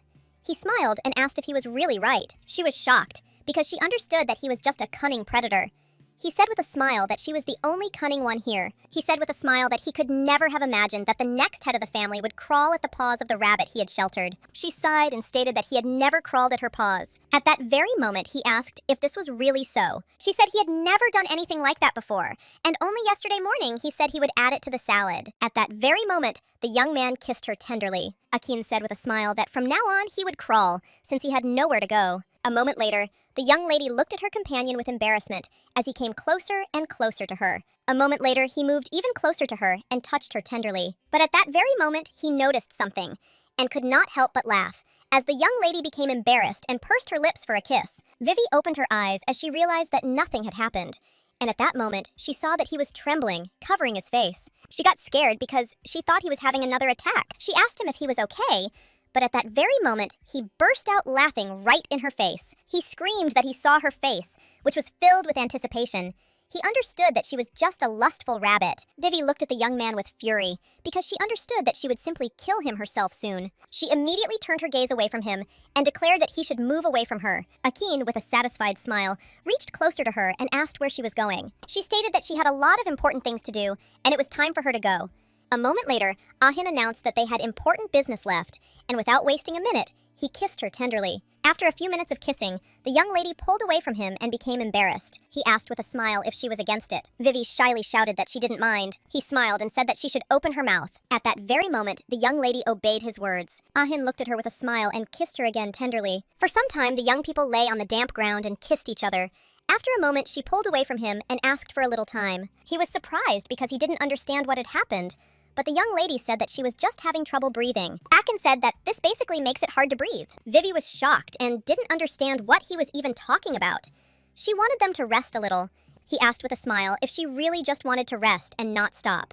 Hugging his companion, he said that she was just a cunning rabbit. A moment later, he asked if rest was necessary. The young lady was confused, as she realized that her companion had become strange and also cunning. She was confused and didn't understand why he was okay, because she felt like she had been running with all her might. He said with a smile that he had never felt anything like it and did not know, while he opened his mouth, preparing for a new bite. She was puzzled and didn't understand what he was doing at all. But at that very moment, she saw his fangs on her body. A moment later, the young lady could not bear it any longer and fell unconscious. He looked at her with a smile, as he was surprised and puzzled by everything that was happening. Achin called the young lady, but it was all in vain. A moment later, he realized he had made a mistake and bitten her. Sometime later, he looked intently at the lady who was lying quietly released. At the same time, she writhed in her sleep, as she dreamed that he was biting her again. Akin looked at his companion with a smile. He knew that when the morning came, he would call the designer, as he wanted to completely redesign her wardrobe to suit her. He remembered her saying that when he had an attack, she would use the pheromone no matter the time. Ahin looked at the lady tenderly as she made a sweet proposal. But he was puzzled and didn't know if it would be right to stabilize his condition with her pheromone. The last time he had an attack, he felt as if his submissive pheromone had been absorbed by the lady's settling pheromone. Moreover, he could not control his own pheromone, and he was afraid that it might frighten her. But he saw that she was brave, and despite the fact that she was a coward, she did not back down. But he also understood that it would be safer if he distanced himself from her. Akin sighed heavily, as he understood that he had to think about this too because of the pheromone. At that moment, he sighed heavily, and wondered what his father was thinking when he left his mother alone. He understood the complexity of the situation, but at the same time, he didn't know what to do. But he saw a sleeping young lady who was beckoning to him, and who was repeating his name. He sighed heavily, and asked his father what he should do in this situation. The next morning, the young lady was fidgeting nervously in her bed. She was puzzled because she knew that if she had been more persistent, she would have been able to find out about his attacks. At that moment, she remembered his lips, and throwing them out of her head, she realized that she could hide her true feelings. At the same time, Ash looked at her in surprise, as he did not understand her behavior. A moment later, he jumped onto the bed, causing the young lady to jump unexpectedly. She looked at him with a smile and declared that she was not in any pain at all, and that he did not need to worry. A moment later, she greeted Bara with a smile, but the bar turned away from her and growled menacingly, and the jeweler wondered if she really didn't like her yet. Mamie Room told the panther to get off the bed slowly. Vivi looked at the maid in surprise and asked where the young master was now. The maid reported that the head of the family had called him, and she also told the girl that she had brought a newspaper from the rabbit territory that she had spoken of earlier. She wondered if there had been no article about the terrible incident that had happened at the chief's mansion. She knew there had been no mention of the fire, but she wanted to know what had happened to her family. She wondered if Madame had decided to sort everything out secretly. Vivi sighed heavily as she realized that this was all simply useless. She thanked the maid for bringing her the newspaper, but said she didn't need them anymore. Vivi looked at the maid with a smile and asked if she would tell the young master about this. She stated that she would not report such a trifle to him. The young lady was very glad about this. At that very hour, the maid informed the lady that guests would soon be arriving, so she should get ready without wasting a minute. She took the young lady in her arms. Vivi was very confused and did not understand what was happening at all because she was a human and could move independently. Meanwhile, the man angrily asked his colleagues where in the world there were fields. He told them not to say such things and to get to work quickly. But they told their leader that he had not seen her yesterday because she was completely different from the members of the Black Panther family. They said that he also secretly wanted to visit her. They asked if he was not interested in knowing what she looked like in human form. After some time, Madame entered the dining room, where her relatives were waiting for her. Achin looked menacingly at his grandfather and declared that he was talking nonsense. The man stated that he is free to say whatever he wants. Moments later, Madame joined them and slammed the table to silence them. They looked at her in surprise, as they did not expect such a thing. At that very moment, she introduced herself to them. Moments later, she angrily declared that she felt ignored in her own home. Mr. Rillian was shocked and did not understand what she was talking about. He wanted to know what kind of bastard dared to do something like that. Madame Grosno stated that Anna alone had not seen her. He was puzzled and did not understand what was being discussed, but his grandson stated that she was talking about the nymph that everyone was discussing. The man was taken aback and froze in place, as he did not understand who they were talking about. Balin stated that her father met her in the greenhouse, and she spoke of the rabbit nymph that was ringing in every corner of the estate. She was puzzled and screamed and asked why he didn't leave her a portrait of him, how she ran, riding Bara. Madame said she didn't know when the lady would turn into a rabbit again, so she wanted to meet her before the meeting started. Balin stated that she would not contact him, so they could start with the meeting. Madame stated that his birthday would soon be coming up. He sighed heavily and said that he knew perfectly well what she wanted to say. He knew that everyone at the banquet would be talking about the young lady, so he wanted to think of a way to introduce her to them. Madame remarked with a smile that her son knew her well. He said that they could shut everyone's mouths, as he did not want to see her being discussed. The lady asked if she should speak out on this matter. Ahin asked if she would be okay if they used the lady for political purposes. Madame only laughed at his words. She looked at her son with a smile and declared that he knew well how much she treasured the little ball of fur, so he could leave all the questions to her. Ahin said with a smile that, in that case, her action would be a birthday present to him. Mr. Rillian Sill said that the girl is very smart, so she will get used to the life of an aristocrat. But if her origin is a problem for them, then he will force a good family to adopt her. He said with a smile that she had round features and was very cute, so the elders would like her. Everyone looked at him in surprise and asked if he was drunk. Mr. Rillian looked at his grandson with fury. The young man stated that he found it hard to believe that his grandfather could have become attracted to the lady after only a week of training. He asked his mother when she had managed to teach her how to direct the pheromone during use. The lady was surprised and asked what he was talking about. She asked if it required any special training. He thought that her grandfather taught her before she went to her lands. The man said that he did not do this, since he could not even approach her. At the same time, they were puzzled, because they did not know who had managed to teach her such a thing. Akin understood that it would be difficult for her to deal with something like this alone. He knew she had a high-level pheromone, and yet he wondered if the lion had taught her that. He was furious because the lion had reappeared in his sight. Meanwhile, the young lady stood quietly at the window and waited for the young gentleman. Ahin's birthday was coming up soon. Vivi was puzzled and wondered what she could do for him. She knew she had to give him something, but it had to be a thoughtful gift. She wanted to ask him what he wanted when they met, but she hadn't seen him for a long time. At that very moment, she began to wonder how her birthdays had been. She remembered that when she was little, she was given a party hat. But as she grew older, she stopped receiving congratulations, so she did not know what and how to do. A moment later, all her thoughts disappeared as she heard some strange sound, and she was scared because she didn't understand where it was coming from. She thought it was probably a hawk, but listening more closely, she wondered who was there. A moment later, Erwin announced that it was him. Opening the curtain, the young lady was taken aback, as she did not expect to see anything like this. She asked in surprise how they had gotten to her. Erwin sighed heavily and, staggering, stated that he had climbed onto the balcony in his true form. For a while, the young lady looked at them in surprise, not understanding what was going on at all. She was in shock and did not understand what they wanted from her. But at that very moment, she hurried to close the door. But Erwin propped the door up, preventing her from closing it. The young lady froze in place and trembled with fear. She did not realize when the genre changed to horror. At that very moment, his expression changed, and he declared that he had come to her on a very serious matter.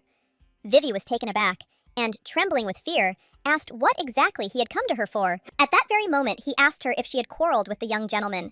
She looked away from him in embarrassment and said that they had quarreled last night, but she knew that it had ended with a kiss, so it could be said that everything had been resolved. She stated that they seemed to have made up. He looked menacingly at the young lady and stated that she didn't look like they had made up, and he also said that tails were cut off for lying in the lands of the Black Panthers. Vivi flinched, as she didn't expect to hear that. At that very moment, she declared that she was not lying. He sighed heavily, as he understood everything, but asked if they had made up. She was shocked and didn't understand why he was worried about something like that. Vivi said that he could tell her everything straight because she would listen to him. She said that he would be angry with her. At that very moment, he sighed and declared that the young gentleman was behaving strangely. She looked at him in bewilderment and asked what was so serious about it. At that moment, they looked at her menacingly. She sighed and asked for forgiveness, and also asked him to continue his story. Erwin reported that at first, the young gentleman gazed thoughtfully out the window, and then began to read a book that he had previously not even wanted to touch. And then he began to responsibly do paperwork. She sighed, because this already sounded serious. Erwin also reported that the young gentleman praised him, and he even spoke flatteringly about his chatter. She was shocked, as she realized that this was already serious. Erwin stated that the young gentleman behaved like a completely normal person, and he only behaved like this when he was in a bad mood. The young lady was taken aback and wondered if he was in a bad mood. She was scared and wondered if her kiss was that bad. At that moment, she froze, because she realized that he liked everything. She wondered if he could be offended by the fact that she got angry and yelled at him, but at the same moment, she assumed that she had put too much pressure on him. Erwin stated that he even looked into the kitchen to see if she was there, because the young gentleman had left the office early today. He said that he assumed that baked rabbit would be served on the young gentleman's table today. She was taken aback because she knew that this simply could not happen. Erwin looked menacingly at the young lady and asked if she had any guesses. She said, embarrassed and thoughtful, that she grabbed him by the collar of his clothes, but her grip was not very strong, but on the contrary, weak. The young man explained that he had not expected to hear anything like that at all. At that very moment, she screamed that it was because of her that he hit his head on the table. They were shocked and understood that this was a terrible story. At that very moment, Erwin said that she should leave the door to the balcony open. He sighed and declared that this time, the young master could really come for her soul. Erwin said that if the master behaved normally with her, she should immediately turn into a rabbit and run away. He said that the hawk, despite his slight inadequacy, would not abandon her in such a situation. He said that he was afraid of the possible consequences, so it would be better for them not to fly to his room, and it would be better for them to go to the ladies' room. Vivi asked what he meant by a normal attitude towards her. He said that the young master can behave like a gentleman. At that very moment, the young people were taken aback as they heard a noise outside the door. Vivi screamed as she realized that the young master had already returned. She turned to them and shouted at them to run away quickly, But at that very moment, she saw that the young man had transformed into his animal form. She looked after them, puzzled, because she understood that he quickly realized that he needed to run away. A moment later, the young man bowed to the gentleman and was about to leave. Vivi thought for a moment and wondered what would happen if the young man behaved normally. She imagined this picture in her head, and she wondered, what if he spoke to her politely? She didn't know what to do if he behaved gallantly towards her. Meanwhile, the hawk looked at the young lady with puzzlement, as he saw that she was already deep in thought. She understood that she had to calm down, because help was already ready outside. She knew that if he behaved normally, she would immediately run away. Vivi understood that Madam and Grandfather would never abandon her. A moment later, the young lady was taken aback as she saw the young gentleman in beast form. She looked at him in bewilderment, as she had expected something completely different. For a moment, the young lady stared at the young gentleman who stood next to her and yawned. She didn't know what to do in this situation, and a moment later, Ahin simply jumped onto his bed and lay down quietly. She slowly approached him and asked if he had had an attack. She realized that he was avoiding repeating her questions from yesterday. Vivi looked menacingly at the young man and asked what he had done. She wanted to know why he was angry with her, but he just looked at her with a smile and winked. She came closer to him and looked intently into his eyes. At that very moment, she reached for his tail and asked him to calm down. But a moment later, he took his tail back, and she was taken aback as he brushed her off. Vivi knew she had to calm down and talk to him softly, kindly, and calmly. She sighed and calmly stated that yesterday was the anniversary of his father's death. And instead of comforting him, she began to interrogate him, so she asked for forgiveness. But he only snorted in response. She looked at him menacingly, as she just wanted to hit him. The young lady was shocked and wondered if it was always this hard to talk to animals. She knew she had to restrain herself because she couldn't go to jail for murder. Now she realized that he had always endured this. Vivi couldn't stand it and said that he shouldn't be angry. She wanted to know what was the matter. Venya saw that he was writing something with his tail in the air. A moment later, he said that she was a cheating rabbit. She was taken aback and angrily asked why she was a cheating rabbit. At that very moment, she looked at him with fury and asked why he had turned his butt towards her. She screamed that she would hit him. Vivi screamed and demanded an explanation from him. Otherwise, she would have beaten him up good. At that very moment, he began to draw words in the air, and she read the lion's name. He said that since she had not told him about the lion, he would not tell her anything about himself. At the same time, the young lady was furious. She did not understand where the logic was here. She shouted that these were completely different situations. She said that she had not hidden anything from him at all, because since returning to the head's estate, she had never met Lev. At that very moment, she saw his menacing gaze after she called the lion by name. Vivi was shocked and said that this was a complete upset. She wanted him to say directly what he was not happy with. She was puzzled and did not understand what was going on and why he was acting so strangely. She wanted to know what he had heard from the hawk or from Erwin. She didn't think anyone had heard their conversation before she left. At that very moment, she wondered if they were really talking about dancing. He was taken aback, and at the same moment he looked at her with bewilderment. He was shocked and hoped that she wasn't doing the rabbit dance, which even he had never seen in front of Leo. At that very moment he looked at her sullenly, and the young lady realized that the end had come for her. She shouted that she didn't want to dance. Vivi sighed and stated that she simply needed to tell the lion that she would soon be turning into a human. And then she was very worried that Togo herself, without noticing, used the signal that they had previously agreed on. She sighed heavily and asked him to look at her, but he refused her such a request. Vivi, looking at him, declared that the next time she turned into a rabbit, she would definitely dance in front of him at least a little. At that very moment, he beamed before her eyes. She sighed heavily, as she was glad that he finally looked like himself. She asked if everything was okay now. A moment later, the young lady said that he could now turn into a human, because she wanted him to answer her questions. But at that very moment, she saw that he had no intention of doing something like that. She was furious at his actions. Vivi began to scream with rage that he was just a vile predator, and at the same time, she spanked him on the softest spot. He only purred in response, and she screamed in embarrassment that he should not enjoy this. After some time, the young man woke up in a cold sweat late at night. He was puzzled because he realized that the periods of relief were becoming shorter and shorter. He was in shock and wondered how his father ever coped with this disease. A moment later, he turned around and saw a young lady next to him who was sleeping peacefully and quietly. He was taken aback for a moment and froze in place as he saw her thin neck while his heart was beating very hard. The young man was tormented by thirst and his heart was burning. He understood that if he bit her neck, he would definitely be able to quench his thirst. The scent penetrated straight into his heart, and he understood that it was a healing pheromone. He wanted to immediately absorb her sweet pheromone without a trace. But in turn, the young man restrained himself as best he could. He knew he had to act differently and let go of all thoughts of absorbing her pheromone. Moments later, he came to his senses and realized that he had almost harmed the young lady. He looked at her intently as he saw that she was sleeping quietly, not even suspecting what he wanted to do with her. Ahin touched her face tenderly, and she purred softly. He looked at her tenderly because he was afraid of losing her. He understood that she was still a little ball of fur, who could have died the very second he looked away from her. He knew that she might try to escape from him as soon as she turned into a human, and at the same time, he understood that she might simply fall in love with a lion and leave him. But he wanted to do something that would keep her close to him. More than anything in the world, he was afraid of losing her. And more than anything in the world, he liked her concern about his attacks. He was pleased that she was simply interested in his health. Because of her kindness, she learned more about his attacks, and he understood that because of this, she felt love for him. Achin understood that if it was just sympathy, as long as it came from her, that was enough for him. Ahin sighed heavily and told his subordinate to leave immediately. Moments later, the hawk appeared in his field of vision. Achin was puzzled because he had not ordered the hawk to guard the balcony. He did not understand why it was doing something that he was not commanded to do. Achin looked at the hawk in surprise as he saw that he was afraid to answer his questions.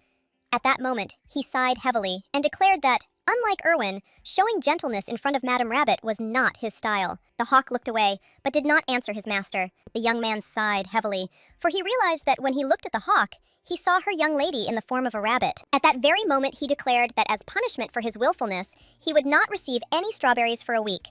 Hawk was shocked by this. At that very moment, the young man announced that he had work for the hawk. He looked menacingly at the bird and declared that he must deliver the letter straight to Rune. The hawk nodded quickly to his master, and a moment later he fluttered into the sky and flew away holding the letter in his beak. Vivi, not him. Ahin looked at the hawk with a smile and declared that he, like no one else, knew who he really was. The hawk understood what his master was talking about, and at that very moment he flew off to carry out his instructions. Several years ago, Ahin met the second son of the Magnients family. The election of a successor took place in the territory of Lviv. Leona Magniens was the leading candidate, and everyone understood that there would be no major disagreements. As a precaution, they were allowed to remain in the Black Panther lands for a while, in case the allies of one side decided to put Rune's life in danger. At the same time, the young man was puzzled. He did not understand how long he should remain inactive. He did not know what he should do. But in turn, he met the heir of the Black Panthers. He saw before him an insatiable boy who got everything when he wanted something. He sincerely envied him, but at the same time, he said that he slept hugging a nasty toy, although he was already an adult. He was surprised that everyone called him the next head of the Black Panther lands. Ahin looked at the boy with fury and asked how dare he, who knew nothing about rabbit charm, say such a thing. At that very moment, he pulled the toy towards him and declared that he should look at it carefully. Rune was taken aback and shouted to his comrade to immediately remove the ugly rabbit from him. Ahin looked at his friend with anger, since his rabbit was not at all ugly. He hit his new acquaintance several times and declared that he should immediately repeat his words. Rune couldn't bear it and burst into tears at that very moment. Erwin ran to his master and asked him to calm down. He shouted to the young master that he had to attack quietly and secretly, otherwise he would get it from the adults. Achin looked at his comrade with anger and asked why he had called the lion's name before his own.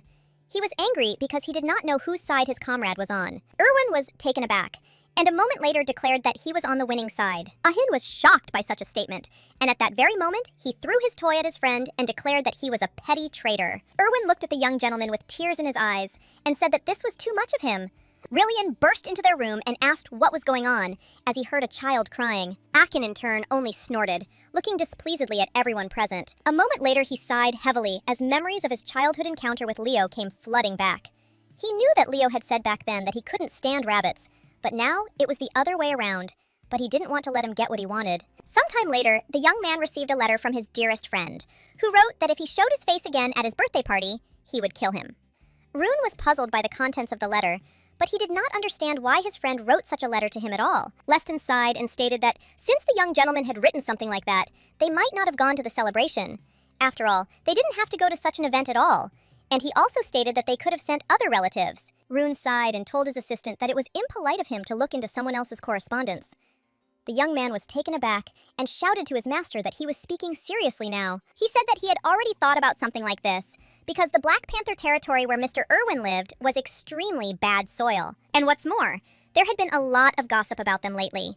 He was worried that his master might be in the spotlight because of the upcoming event. Rune, of a different opinion, said that he could meet with a forest nymph, but his subordinate said that he was still a lion, and a lion could not be afraid of a rabbit. A moment later, the young people, puzzled, screamed in limbo. Leston, looking at the young lady, greeted the heiress of the family. She looked closely at the young people but did not answer. A moment later, she stated that they could have avoided the hassle and simply gone to the reception since such visits were the direct responsibility of allies. She looked menacingly at the young men and declared that she had decided to become an ally precisely because of them. Rune was taken aback and asked his sister to let them go.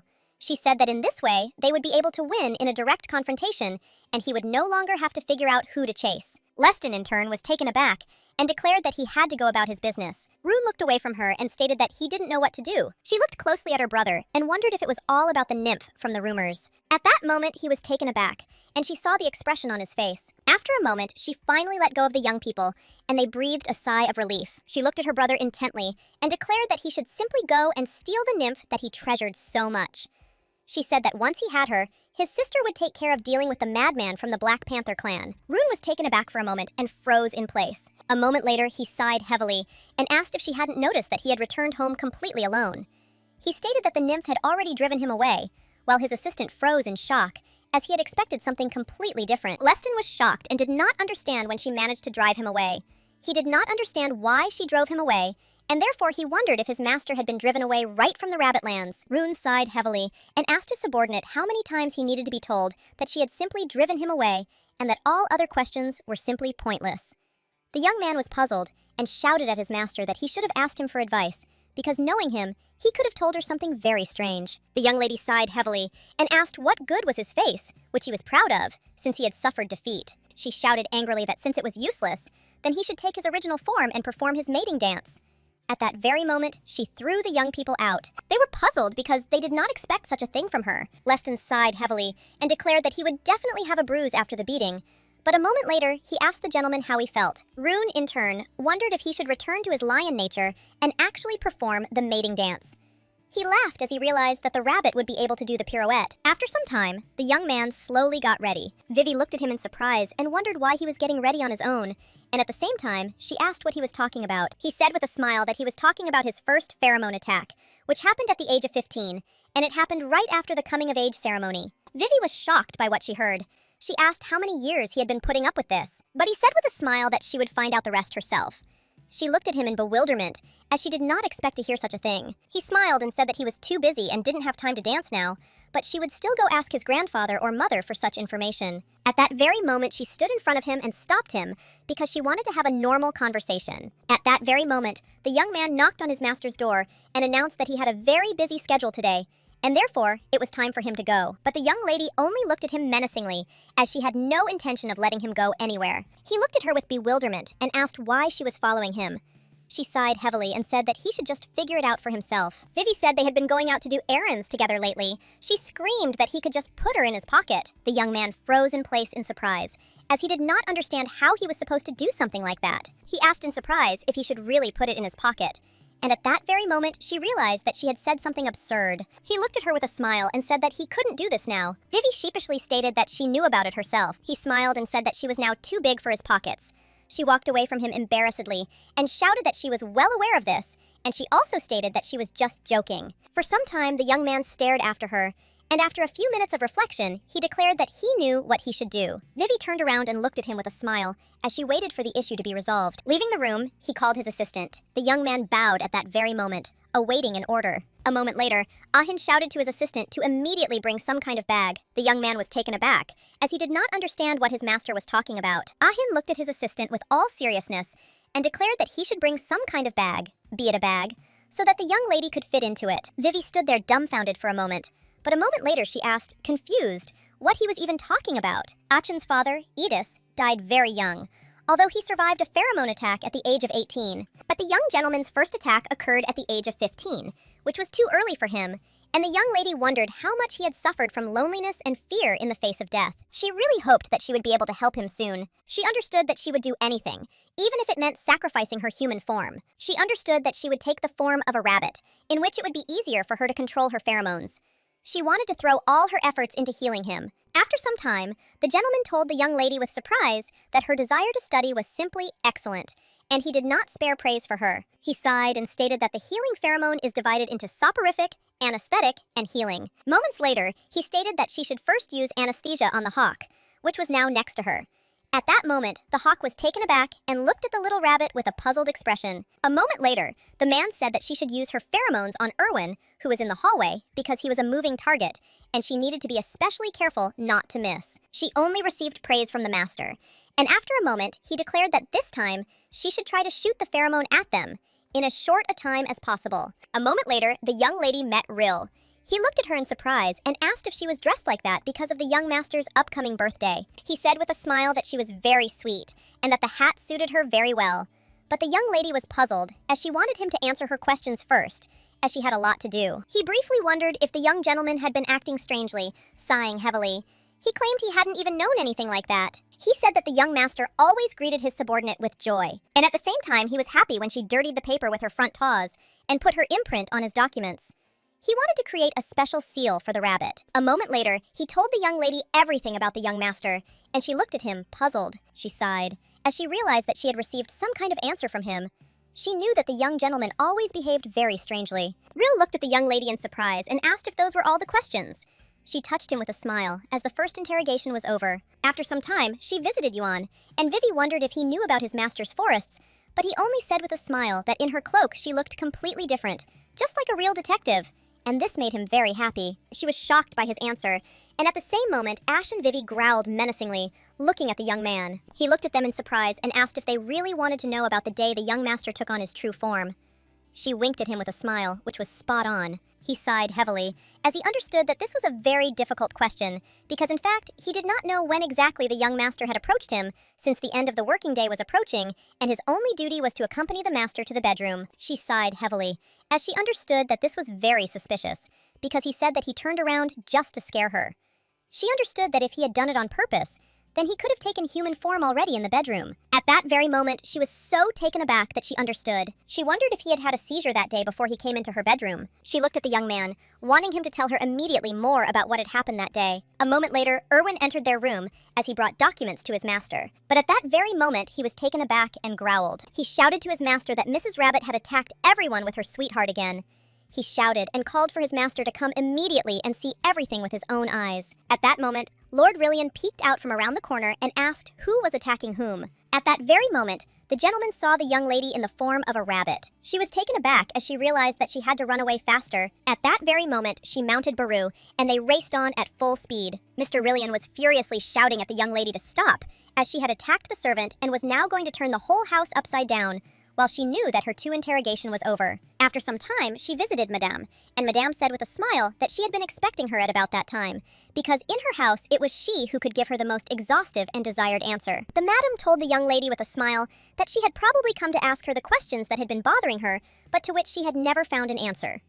She asked the young lady with a smile to come closer to her. At that very moment, Madame's expression changed, and she declared that in order to get what she wanted, she had to pay the exact price. After a few minutes, Madame Taiazolo sighed heavily as she finally got the young lady in order. She looked at the cute little bunny with a smile, as she noticed that the translation was quite difficult for her. Vivi was shocked as she was dressed up as a ballerina. She looked at Madame in bewilderment, as she did not understand why she had dressed her like that. But at the same moment, she realized that Madame wanted her to dance. The Madame sighed heavily and stated that her son had told her that the young lady had danced before Leo. Vivi, in turn, wondered why Madame had dressed her in such an outfit and why she had raised such a topic.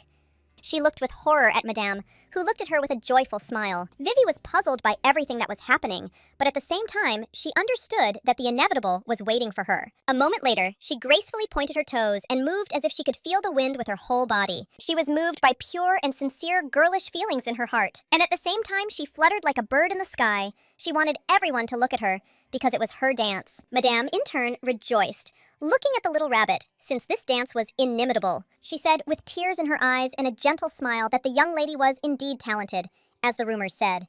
She said that at their banquet, she would look perfect. Vivi was shocked and knew it was very shameful, but she wondered, what if she had lost consciousness and only woke up now? She just wanted to hide so no one would see her. The madam looked at the young lady with a tender smile and thanked her for such a thing, as she had not had such fun for a long time.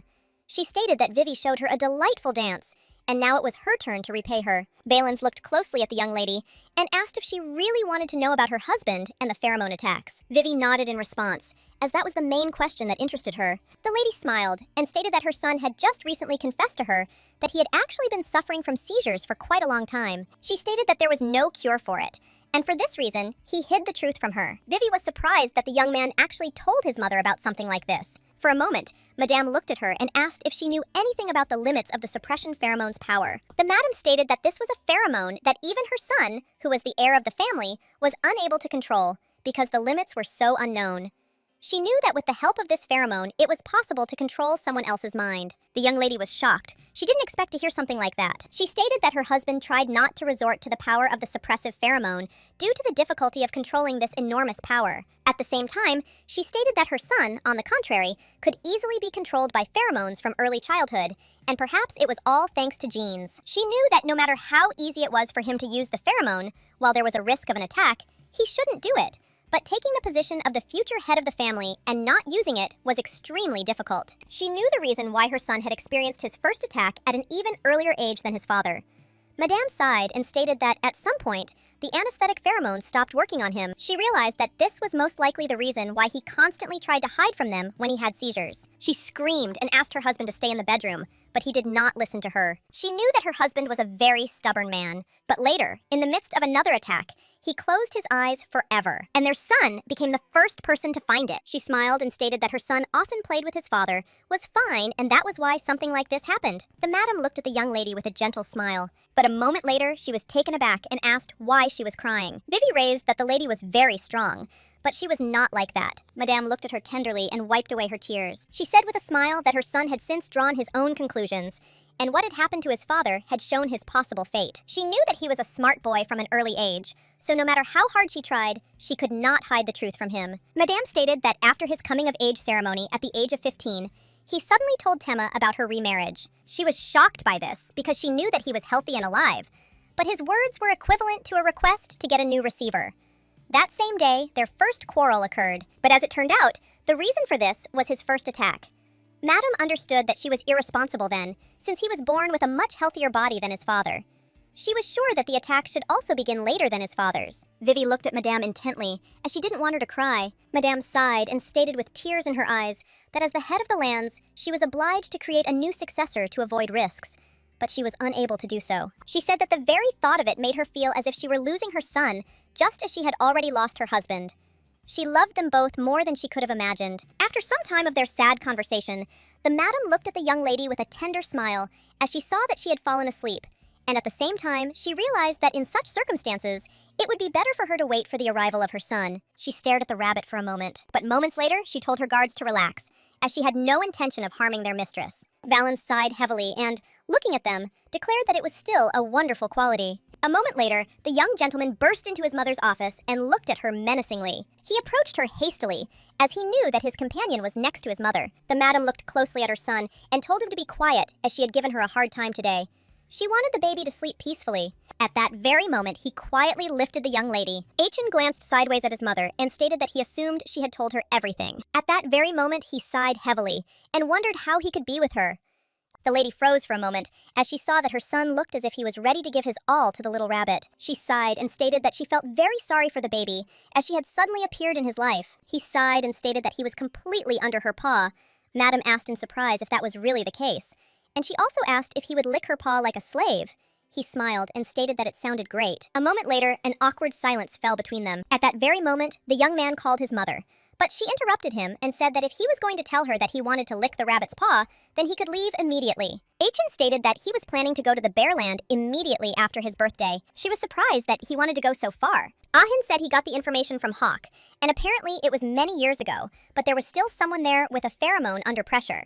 After hearing this, Madame froze in a daze. She sighed and stated that she had not been able to find out anything like this in all 10 years of searching. She was surprised that his bird had told him this story. She sighed and stated that it seemed that the rumors about their kind providing special information were not a lie. Ahin stated that, in fact, it took Quinn years to find out such information, but it was not a fact that even his trip to the bear country would bring any benefit. She said with a smile that she could not have imagined such a thing, and she did not even realize the irony of fate when he brought the half-dead falcon into the house. At that very moment she sighed, because she realized that perhaps the real irony of fate was the little rabbit. She looked at her son with a smile and asked why he didn't let her admire the rabbits. He sighed and said that she had enough of admiring her. Ahin looked at Rabbit tenderly and declared that when he went to the land of the bears, he would have to leave her. At that very moment, he smiled, enjoying every minute spent with her. Madame asked if he really wanted to leave her in that place, since the Bearlands were far away. She asked what he was going to do with the attacks without her. He sighed heavily and declared that he would not die from the attacks. She was surprised and wondered why he wanted to leave her in the estate at all. He thought for a moment, not knowing what to answer his mother.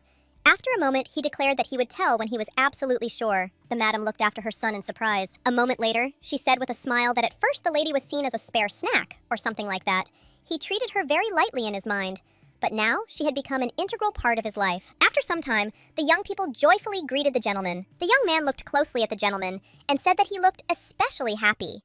He wanted to know what made him so happy. At that very moment, the man, with a fierce grin, declared that something had indeed made him happy. A moment later, he burst into wild laughter. He said with a smile that he simply could not stop laughing because he had such a wonderful student that he had been very pleased with her lately. He knew she was no ordinary student. At the same time, he understood that it was not for nothing that the great rabbit had managed to drive the entire Grace family under his paws.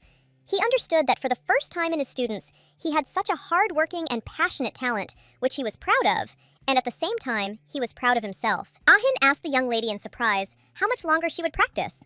He wanted to know how much longer she would study because he wanted her to play with him. At the same time, she bit him every time because she wanted him to calm down and not disturb her. The man knew that she knew no boundaries, and she even kicked away her grandson who was neglecting his grandfather. He was shocked and wondered where the wise warrior had come from, but the man felt freshness in every blow she struck. A moment later, all his mood evaporated as an old friend came up to him who said that he was making strange sounds, and at the same time, the man asked his old friend if he had really started to suffer from senile dementia. Mr. Rillian turned around and sighed heavily as he realized that his comrade had approached him, for no one else could greet him so vulgarly. He knew that the lions were supposed to arrive that day. The man smiled and told his friend that he was still as straightforward as ever. Mr. Rillian sighed heavily and asked his comrade in confusion why he had come. He wanted to know where his grandson, who was supposed to visit them, was. The man smiled and said that he had come with his grandson, but he immediately rushed off to look for someone. At the same time, the man wondered who his grandson could be looking for in the lands of the Black Panthers. Meanwhile, the young lady, without wasting a single minute, practiced her strength. Now she will be forged not by one opponent, but by several at once. They looked at her menacingly and immediately began to growl, but she called them to her with a smile, as she wanted them to attack her. At that very moment, the panther rushed towards her menacingly, but Vivi stared at her opponents, and she didn't even move from her spot. At that very moment, they growled menacingly, rushing at her. But a moment later, she was taken aback as her opponent began to purr softly in front of her. And at that very moment, Ash licked her tenderly. The maid looked at him sharply and said that he should stop doing something like that. Vivi was shocked because she knew he shouldn't behave like that. She was puzzled, as she knew he should take their training more seriously. She understood that if he continued in this direction, she would die from his cuteness. In turn, Ahin watched them closely, and he saw that their fight looked very funny and cute. Erwin looked at the gentleman in surprise and asked why he was waving the carrot, since he knew that Mrs. Rabbit would not be able to eat it. He smiled and stated that this was the reason he was waving it. Erwin sighed and stated that this was apparently a sign of protest, because Miss Rabbit was not having fun with him. The young master quickly threatened his subordinate to shut his mouth. But a moment later, he looked away and noticed familiar silhouettes in the distance. He clearly saw his grandfather and realized that the day of the Lion Clan's visit had already arrived. At the same time, he wondered if they had changed their minds. Achin also understood that if they did not value their lives, they could pay them a visit. The man, taken aback, looked at his friend and told him to look at the article in the newspaper. To his regret, his old friend did not answer, and he continued to insist that he had to look at the newspaper. Mr. Rillian did not understand why he was following him and even yelling at him. The man stated that he wanted to clarify something with him regarding the rumors in the article. Mr. Rillian sighed heavily, as he understood that everything was already clear, because the story of his grandson and the nymph was captured there. Mr. Rillian sighed heavily and asked his friend if he really believed everything that was written in the newspapers. Ezrin sighed and stated that rumors about their grandchildren had already spread everywhere, and everyone said that they had failed as men. Mr. Rillian was taken aback and angrily asked who had said such a thing. He shouted that his grandson was fine below the head. Ezrin sighed and stated that his grandson was also fine, except for the dull look in his eyes. Meanwhile, the servants looked at their masters with bewilderment, and at the same time, they simply wanted to pretend that they had not heard such a thing from them. Ezrin looked at his old friend with a smile and stated that, judging by his reaction, he had worried for nothing. Ezrin said with a smile that his grandson would hardly compete with a dancer who didn't even know the simplest steps. Ezrin asked with a smirk, "What about nymph?" He was surprised that everyone still used such a village word. At the same time, he stated that he was outraged when he saw what kind of gossip the servants were reading. He felt sorry for his friend's grandson, because there was a rumor about him that he ate at the same table with a rabbit. He said that people were spreading ridiculous rumors, and at the same time, he was no longer laughing because of such things. Ezrin thought for a moment and said that there is nothing to take from street dancers, and it is impossible to just look at them. At the same moment, his friend looked at him with fury, menacingly asked what he was talking about. The man looked at his friend in bewilderment, as he did not understand his violent reaction. Mr. Rillian, in turn, was seething with rage and anger. After a moment, he looked away from his old friend and declared that if you saw the dancer in person, there would be something to see. A moment later, he stomped off in a completely different direction. The man looked at his comrade in bewilderment, as he did not understand what he was saying at all. Meanwhile, the young man walked around the estate in search of the young lady. He was puzzled and wondered what he should say if he met her. He sighed and wondered if he should dance a mating dance in front of her. But after a moment, he pushed the extraneous thoughts away, as he knew that he needed to calm down. After some time, he finally saw the young lady. At that very moment, he primped himself and hurried to meet her. Everyone present was momentarily taken aback when they saw him. Mamie looked at the young gentleman in surprise and immediately greeted him, but he stopped her. He hurried towards the young lady with a joyful smile, and after a moment, he extended his hand to her and called out. For some time, she looked at him intently in surprise. He smiled and asked how she had wished all this time. She stared at him for a moment, not looking away. But a moment later, Ayan came up to them and told Rune that if he died, she would feel better than ever. Rune looked menacingly at his comrade and stated that he had actually asked the young lady, not him. Achen looked at him intently, but did not answer. A moment later, he could not bear it any longer and said angrily that his comrade had come to them himself, knowing that certain death awaited him here. At that very moment, Erwin shouted to his master and asked why he had jumped out of the window in front of everyone. Ahin sighed heavily and told the little rabbit not to pay attention to the lion. She looked at him in surprise, as she did not understand why he suddenly ran out of the house. But in turn, she saw that he was burning with anger and fury, looking at the lion. At that moment, she turned her gaze to the lion and wondered what he was doing on their lands. A moment later, she realized that he had arrived as a representative of the lion clan to the banquet in honor of the young master's birthday. But she was still a little puzzled, as she saw that there was a very tense atmosphere between them. She was in shock and did not understand what kind of atmosphere there was between them. It seemed to her as if she was standing on thin ice. At that moment, she was taken aback and wondered if it was all because of her.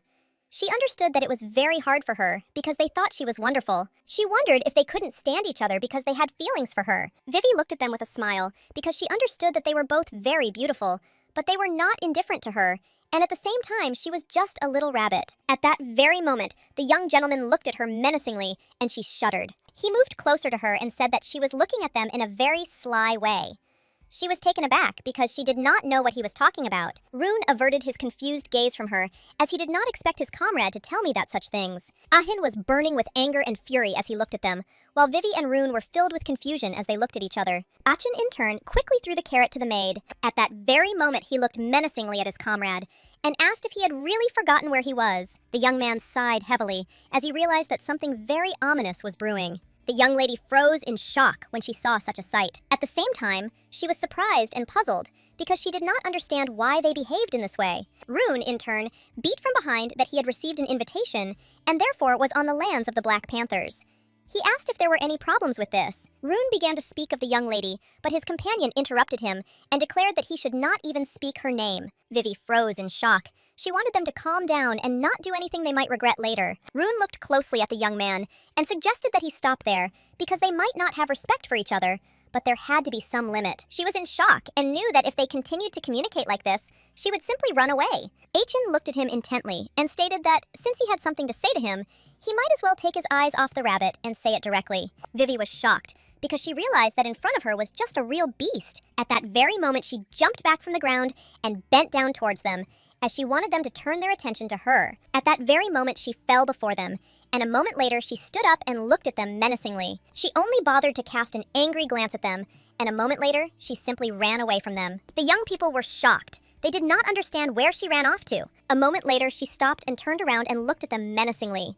At the same moment, she stamped her little paw angrily on the ground. A moment later, she ran away from them, and she didn't want them to follow her. The The young people were puzzled and did not understand why she behaved this way. Ezrin immediately screamed and broke the wall with rage because he was very angry with everything that was happening and he did not understand at all what had happened. The gentleman looked closely at his comrade and declared that he could see a simple rabbit. Ezrin screamed in rage that he realized it was a rabbit in front of him, but he was furious because the young people were afraid of the rabbit, which was the size of his palm, so they fell at her paws. Mr. Rillian sighed heavily, looking at his comrade, for he recognized himself in him. Ezrin immediately grabbed his friend by the hands and declared that this would not do, and he must meet the rabbit right now. Mr. Rillian looked at his old friend in surprise and asked what he said. Mr. Rillian looked at the man intently and asked him to keep his promises.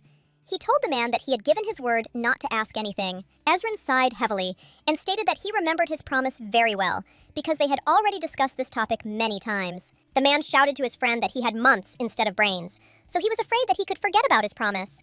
Therefore, he was friendly, reminded him of this. Ezrin was shocked and did not expect to hear such a thing. At that moment, the young lady looked at them in bewilderment, as she did not understand what was going on at all. Ezrin, in turn, looked menacingly at the small and defenseless rabbit. Vivi was immediately taken aback, as she did not expect such a fierce look. Ezrin said that he would like to talk about his grandson, because even though he was lazy, if he did something, he did it conscientiously. And even though he had a dull look, at the right moment, his eyes lit up. He said he just didn't know what she was doing when the fire lit up her brave eyes. He said his grandson was impressive. She looked at him in surprise, as she had already imagined something like this. Mr. Rillian sighed and said that there was no need to react so furiously to everything. He said that after his friend's boasting, he should go on and on about how good his muscles and strength were, and the man looked menacingly at his friend, because he was boring.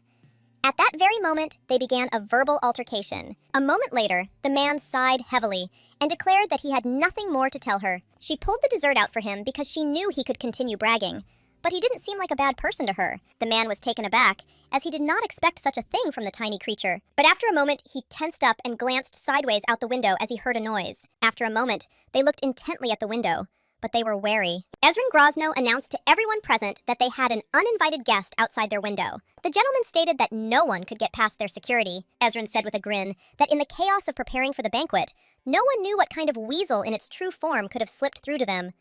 He said with a smile that it must be a completely fearless beast, since it decided to hide under his nose. Mr. Rillian was surprised as the uninvited guest got close to them, because he did not even imagine how dangerous it could be for him. At that very moment, everyone present was taken aback, as a loud crash rang out because the glass had broken. Ezrin looked into the distance with a grin and ordered the unexpected guest to show himself. At that very moment, the gentleman covered the young lady with his hand so that she would not be hurt by the fragments. Mr. Rillian looked at his friend with fury, as he did not understand how he could easily break other people's windows. The man said with a smile that it was just a warning blow, and in the end, he would pay for the window. Mr. Rillian shouted angrily at his friend that he had asked him to behave normally in his house. Rune looked at his grandfather intently and said that he should behave appropriately. The man sighed heavily and looked menacingly at his grandson. Rune was shocked and shouted to his grandfather that a little more and he would be all in pieces. Ezrin sighed heavily as he looked at his grandson, but he also wondered why he had climbed through the window, since there was a door in the room. The young man stated that he was going to leave through the door, but there were Black Panther guards there, and they said that everyone who entered the room was eaten. At the same time, the young lady sat quietly, numbly, in the arms of the gentleman. Moments later, she was taken aback, looking at the man, and she felt a flush of heat. After some time, the young gentleman stared at the pheranium, which was already ready for use.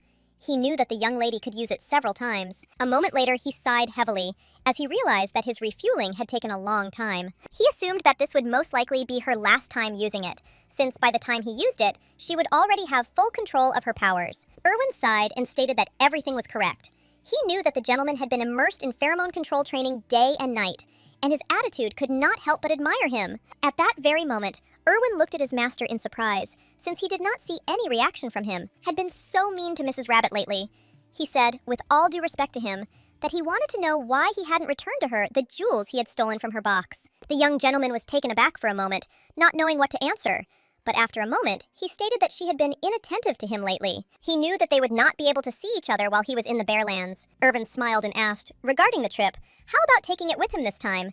He stated that the young master could just carry it in his pocket. Ahin looked menacingly at his subordinate and declared that he should shut up. Irwin smiled and asked if he had to keep his mouth shut. Ahin said with a grin that it seemed like his subordinate was one of the timid ones. They were having a nice conversation and didn't notice anyone around them, But at that very moment, Sokol flew into their office. Ahin looked in surprise at the falcon, who was agitated by something. Quinn tried to explain something to the young master, but only about the task, but looked at him as he was flapping his wings all the time and nothing was clear. The young gentleman sighed heavily as he realized that it seemed he no longer considered himself doomed and had decided to begin a new life as a real bird. The young master realized that his subordinate was talking about his grandfather. He asked if the young lady had started drinking with his grandfather. Quinn quickly nodded his head in agreement. Ahin sighed heavily and asked his subordinate to continue the story, since he had not noticed anything special in this one. But at that very moment, he was taken aback and called his subordinates. Moments later, they hurried to meet the young lady. He was puzzled and did not know if his grandfather knew that the young lady, under the influence of foreign pheromones, could turn into a human. He understood that there would be no problems with his grandfather, but he would not have any problems with Lev. At the same time, the young lady looked at the lion in bewilderment as his pheromones penetrated her. Vivi was in shock, because she understood that at this rate, her pain would return, and she would turn into a human right in front of them. She understood that she needed to leave before something like this happened. Mr. Rillian asked in surprise whether she was scared or if something else had happened. At that moment, the man was taken aback and asked her for forgiveness. She was puzzled, because she understood that they had nothing to do with it. At that very moment, she looked at her comrade, and he asked what was the matter. She came closer to him as she wanted to explain everything. He looked at her intently and, shuddering, asked if she was really so excited because of that one. At that very moment, she bent down towards him as if she wanted him to catch her. Everyone present was shocked by her action, as they did not expect such a thing. At that very moment, he caught her, but in turn fell to the ground with a crash. She smiled and praised him for his good reaction. Without wasting a single minute, she jumped away from the lion and ran to the exit. She knocked on the door because she wanted her maid to open it for her and let her out. Rune came closer to her and, taking her in his arms, asked what had happened. He also said that he would open the door for her right now. After a moment, he looked at her closely and realized what was happening, but he still wondered if she was transforming. She nodded in agreement, but the young man was taken aback as everything happened very abruptly. At that very moment, he hid her and carried her out into the corridor. But at the same time, he was puzzled, since he did not know where he could have hidden her. The man looked after his grandson in surprise, since he did not understand what was happening at all. At that very moment, she began to wave and signal to him, as she remembered Pherenium, since Achin had said that today he would give her a new one. She knew that she had to go after him. The young man was taken aback and, asking for forgiveness, stated that he had not yet mastered the language of rabbits. She was in shock and understood that there was no time for this. She wanted him to let her go immediately. Rune immediately asked if she really wanted to go to Ahin. She was taken aback for a moment, as she did not expect to see such an expression on his face. But after a few moments, the young man finally let her go and said with a smile that it was time for her to go. She froze for a moment and looked at the young man with a puzzled expression. But at that very moment, she threw all her thoughts aside and ran. Moments later, the young lady ran down the corridor at the speed of light, thus frightening the local servants. Yuan shouted after the young lady to be careful, otherwise she might fall. Vivi was in shock and did not understand how much time had passed, but she understood that trouble had befallen her, and she could not have fallen in the corridor. With tears in her eyes, she screamed and mentally asked where her savior was. A moment later, she stood frozen in a daze in the middle of the corridor and wondered where the young master was, because she understood that at this rate, she would have to turn. But a moment later, she came to her senses, as she heard the voice of a young gentleman who was running towards her at full speed. He sighed heavily and looked closely at the young lady in the form of a rabbit. At that very moment, she shouted that trouble had happened, and at that very moment, she turned her back to him. She wanted to explain that she was with Lord Ezrin, when suddenly she began to address. She was out of breath and her heart was pounding wildly, while the young gentleman looked at her with puzzlement, as he saw that she simply turned to him with a beautiful place and wagged her tail. She understood that she would soon turn into a human, so she tried with all her might to explain to him everything that was happening. But at that very moment, she declared that she needed Pherenium. The young man looked at this spectacle with bewilderment. After all, she tried to explain everything to him, but it so happened that she danced in front of him. She looked at her savior with fury, because she did not understand why he stood and trembled, since she understood that they could not delay. She came closer to him and tapped his leg with her paw. She did not understand why he froze. At that very moment, the young man came closer to her and, asking for forgiveness, declared that everything was ready. Akin held out Pherenium to her, and with that, the young lady breathed a sigh of relief. A moment later, she began her transformation into a human. Without wasting a minute, the young gentleman grabbed her and wrapped her in a blanket. But at the same time, he easily made it so that they moved to the next room. Vivi hurried to get out of the blanket, and with a heavy sigh, she realized that something bad had almost happened to her. A moment later, she raised her head and noticed the young man's intense gaze. She cried out in embarrassment that she had not done it on purpose, but that she had suddenly sensed the master's pheromone. At that very moment, the young man sighed heavily and asked his companion not to be so cruel. She looked at him in bewilderment, as she did not understand what he was talking about. But he only sighed heavily and asked her about it again. At that very moment, she reached out to him and asked how he knew about her appeal. He sighed and stated that it was all because the lion grandfather was too good at showing off his muscles. She asked in surprise if that was the reason he had run to her so quickly. The young gentleman looked tenderly at his companion and declared that he would always run to her.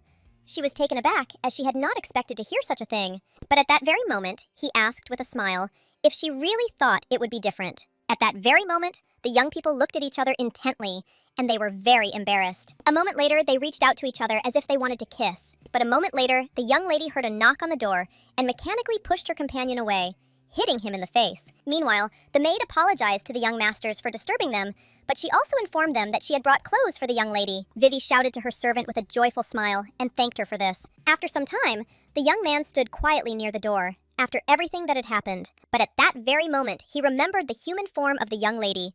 After all, she was very sweet and beautiful, and also charming. He sighed heavily and burst into tears with embarrassment, but at the same time, he realized that he would soon go crazy. He was puzzled, because he knew she was very beautiful and had eyes only for him. Yet, he couldn't take his eyes off her. At that very moment, he remembered her recent dance. At the same time, the young gentleman became furious as he realized that the lion had seen the dance first. Meanwhile, the Black Panthers looked at their master in bewilderment, as if they did not understand what was happening to him at all. But after a few minutes, Vivi came out to him with a joyful smile. She looked closely at the young man and asked how long he had been waiting for her. But at the same time, she apologized for the wait. He stood frozen in a daze and was at the same time very embarrassed, and his heart was pounding furiously. A moment later, he announced that he had not waited for her too long. The young people looked at each other intently for a while. Mamie, in turn, quickly took the Black Panthers away, as she wanted the young people to talk in private. Akin looked at his companion with a gentle smile and invited her to take a short walk. She looked at him in surprise and, looking away, asked if they would really go like that. She sighed heavily and stated that they could be noticed, and that it was very indecent. Ahin looked at his companion in surprise and asked why she thought so. He also asked if she had never been accompanied by anyone. She sighed heavily and stated that this was true. Akin looked away from her and timidly stated that he was actually in the same situation. She looked at him in surprise and asked with embarrassment if he really had no one with him. She wanted to know how he had attended dinners with his mother before. He sighed and stated that the heads of the Black Panthers always entered the reception halls alone. At that very moment, he extended his hand to her, but the young lady froze for a moment. A few seconds later, she came to her senses and, smiling shyly, took his hand. He smiled and said that if she didn't like it, then she could think that they were walking and he was holding her front paw. She was shocked and screamed that now he was holding her hand, not her paw. He smiled and said that for this reason, she could simply imagine a different picture. A few minutes later, the young lady turned around and was momentarily taken aback as she saw the servants looking at her with a smile. She looked at her companion in surprise, as they were actively whispering to each other and saying that it was the first time they had seen Mrs. Rabbit in human form. She burst into tears as she realized that the terrible predator really was a fool. She knew that he was the next head of the family, and while there was nothing good in behaving like this in front of the servants, she understood that it would be better if he did not go with her. A moment later, he announced that after his birthday, he would have to go to the Bear Land. She looked at him in surprise, as she did not expect to hear anything like that. But at that very moment, she said that she would also go with him. Unfortunately, she did not have time to finish speaking when suddenly they heard a scream. Mr. Rillian shouted furiously at Erwin and declared that the rabbit was missing, but that he was just walking around and chilling. Erwin was in shock and shouted at the gentleman to calm down. The man shouted that she must have been very scared when that ignorant man used his pheromone. He was very worried and puzzled because he understood that the small and timid rabbit could not stand such a thing. He shouted that for this reason, it was necessary to find her before his grandson went crazy. But at that very moment, the young lady disturbed them and called out to her grandfather with a smile. The man froze in place when he heard her beautiful voice. At that moment, he turned around and looked at them with bewilderment. For a moment, he stood there in a daze, looking the young lady up and down. But at that very moment, he turned his gaze to his grandson and back to the young lady, for he saw that they looked harmonious. A moment later, he came to his senses and realized that there was chemistry between them. At that very moment, he shouted to Erwin that they had to go and look for the rabbit right away. Erwin looked at the gentleman in surprise, not understanding what he was even talking about, since the rabbit was right in front of him. The man was furious and shouted at the young man not to spoil all the raspberries. He shouted at him that his sixth sense told him that the rabbit was now in the stable. The gentleman shouted that a gorilla worked in the stable and that a little rabbit was in close contact with him.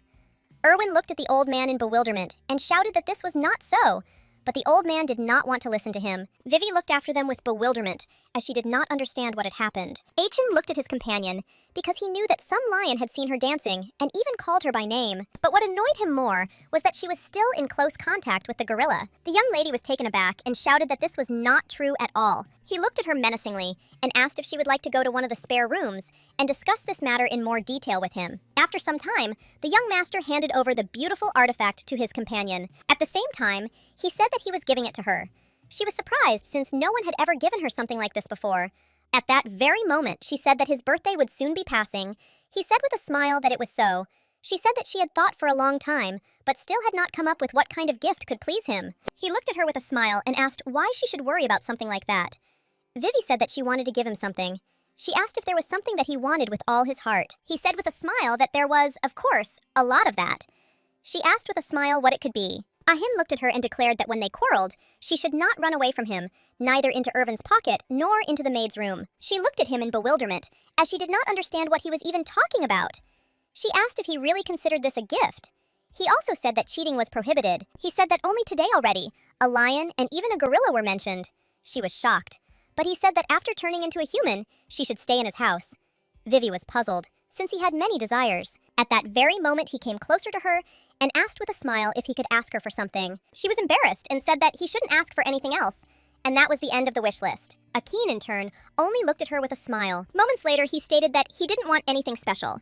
He said that if he made any mistake first, then she should accept his apology. The young lady was taken aback for a moment, as she did not expect to hear anything like that from him. A moment later, she asked if he had already done something wrong to her. He smiled and stated that so far, he had done nothing wrong. Ahin said with a smile that he was saying this just in case, because sometimes she turned into an overly indifferent rabbit. The next day, the young lady was lying in bed. Ahin sighed heavily, looking at his companion, and declared that if she was already sleeping, then she should sleep normally. Erwin noticed that when she was angry and wrapped herself in a blanket, she looked very much like a cake. He said that he actually mistook it for a cake that would be served at a reception to celebrate the young gentleman's birthday. Ahin said with a smile that they would entrust the decorations to Quinn. Erwin smiled and said that then it would be enough to decorate it with a bunch of strawberries. She was furious, because she understood that they were predators and thought only about eating someone. At that very moment, she declared to Erwin that from the moment she saw him until today, she hated him. At that very moment, Erwin declared that hatred was also one of the variations of attention, and he gratefully accepted her attention to his humble person. The young master immediately drove away his subordinate. Erwin bowed and told the lady that if she felt hatred towards him, he did not feel the same towards her. She looked at him in surprise, as she didn't expect to hear something like that. At that very moment, his face changed, and he declared that since she had said that she hated him, he would call the chef. Vivi was shocked and screamed that he was an ill-mannered predator. Moments later, the young people were left alone in the room. She sighed and called the young master. At that very moment, she shouted that she could also go to the Bearland, but he quickly stated that she couldn't do that. Achin understood perfectly well that it was dangerous there, and if they did not go by water, then they would have to go through the desert. She was scared because she knew he would be gone for a whole month. At the same time, she was worried that he might have seizures. She screamed that she heard that the road through the desert was very dangerous. And now that she could control the pheromones, she could have gone with him.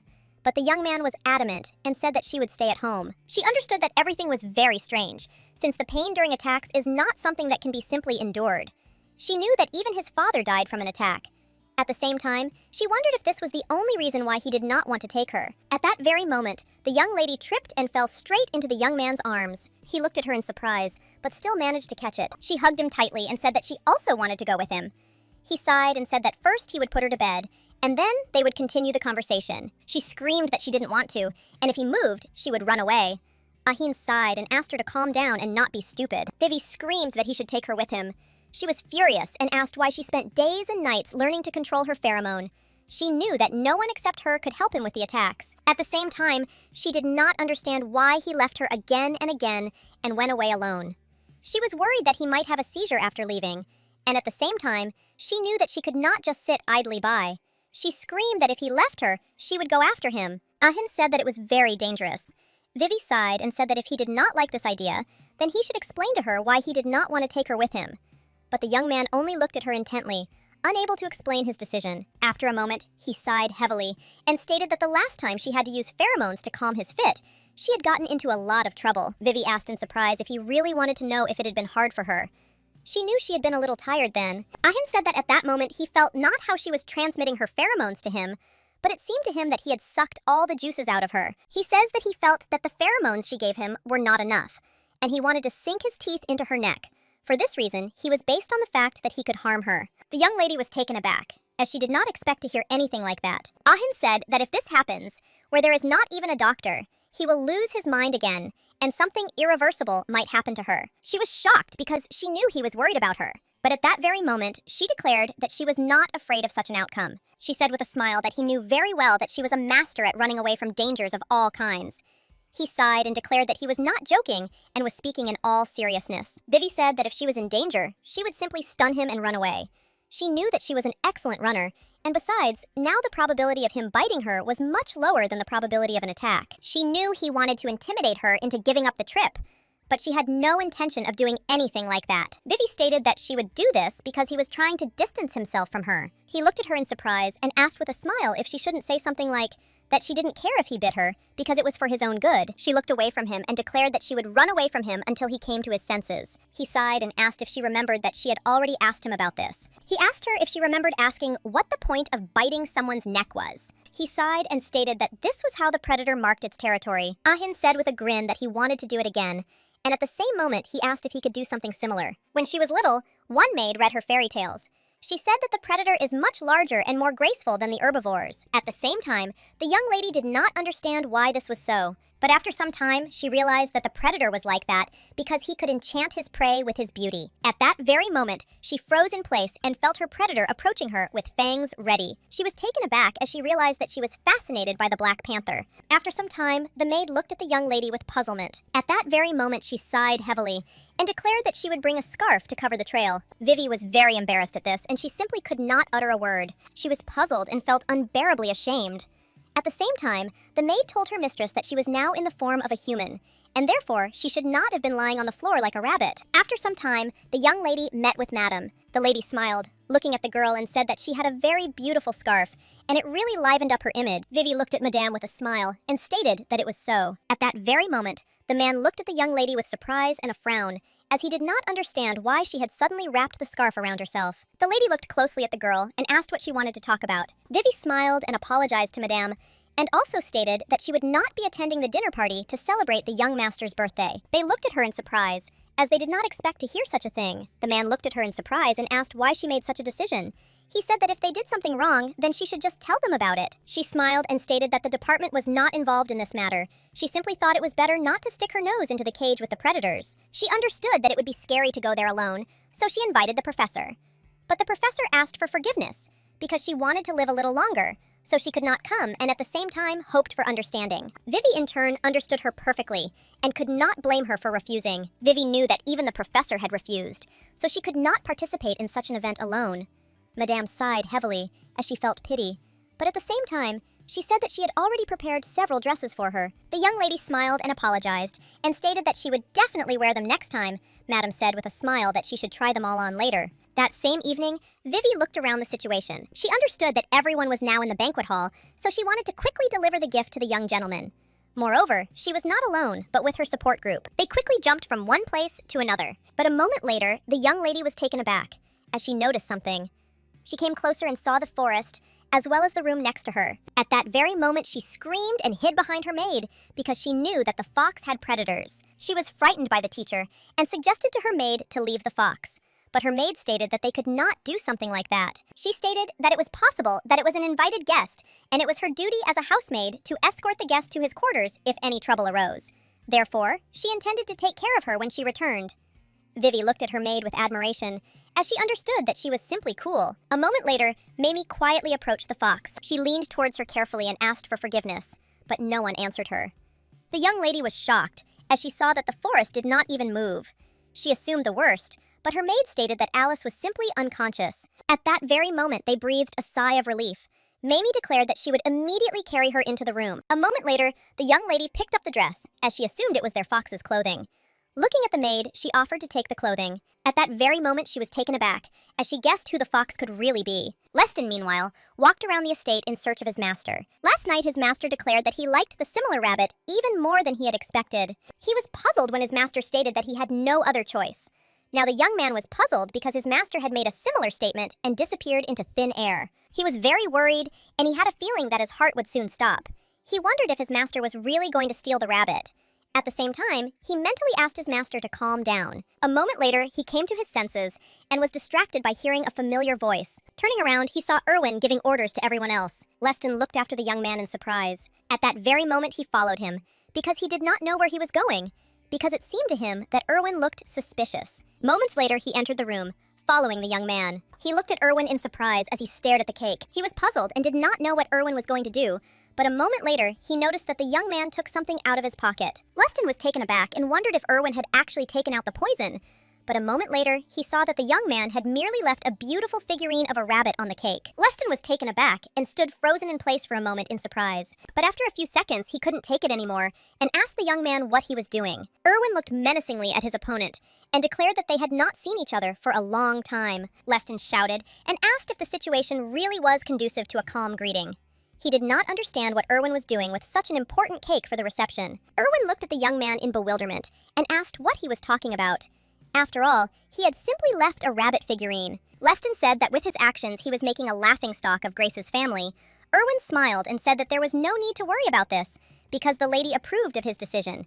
But the young man only shouted at Erwin not to say such nonsense. Leston reached for the figurine and said that he should remove such a thing before anyone saw.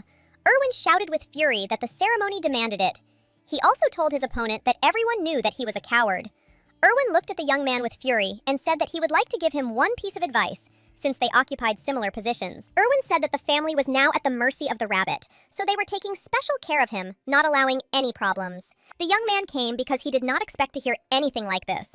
At the same time, he did not understand why his opponent had become so frank. Erwin said that as of yesterday, Mamie the maid who was attached to Mistress Rabbit was suddenly promoted to head maid. And this was a direct order from Mistress. And besides, his master no longer denied that he had fallen under her spell. Just as Mr. Rillion fell before the mighty paws of the rabbit lady, Irving said that now is the dawn of the age of rabbit's feet. Leston sighed heavily and asked the young man why he spoke utter nonsense every time they met. Erwin sighed heavily and felt sorry for his opponent, as he did not understand what opportunities he was losing. He also wondered what Leston was doing in such a place, since he should have been in the ceremonial hall. Leston was taken aback and asked the young man if he had seen that incident, but his master. Erwin immediately pointed in the direction where his master was. Leston was taken aback for a moment and froze in place when he saw his master in the form of a lion. Erwin looked at the young gentleman with a smile and asked if everything was okay with him. Rune, in turn, only raised his paw and purred with a smile. Leston froze in shock, not understanding what had happened, but a moment later he was taken aback and wondered why his master had turned into a lion. Meanwhile, the young ladies were staring at the forest, as she was tired and her instinct for self-preservation kicked in, so she simply returned to her true form. They were told that some time would pass and she would regain her human form. After some time, she finally opened her eyes and thus frightened Vivi. Vivi jumped away from the fox with the speed of lightning. Vivi noted with a smile that the fox was fine. At the same moment, she declared that in that case, they would already go. The fox looked closely at the young lady and with her paw asked her to come closer. Vivi looked at her in surprise, as she did not understand why she was offering to sit closer. But at that very moment, the fox began to take on its human form. The young lady was taken aback and hastened to present her with a blanket. She was shocked as the wheels suddenly became human.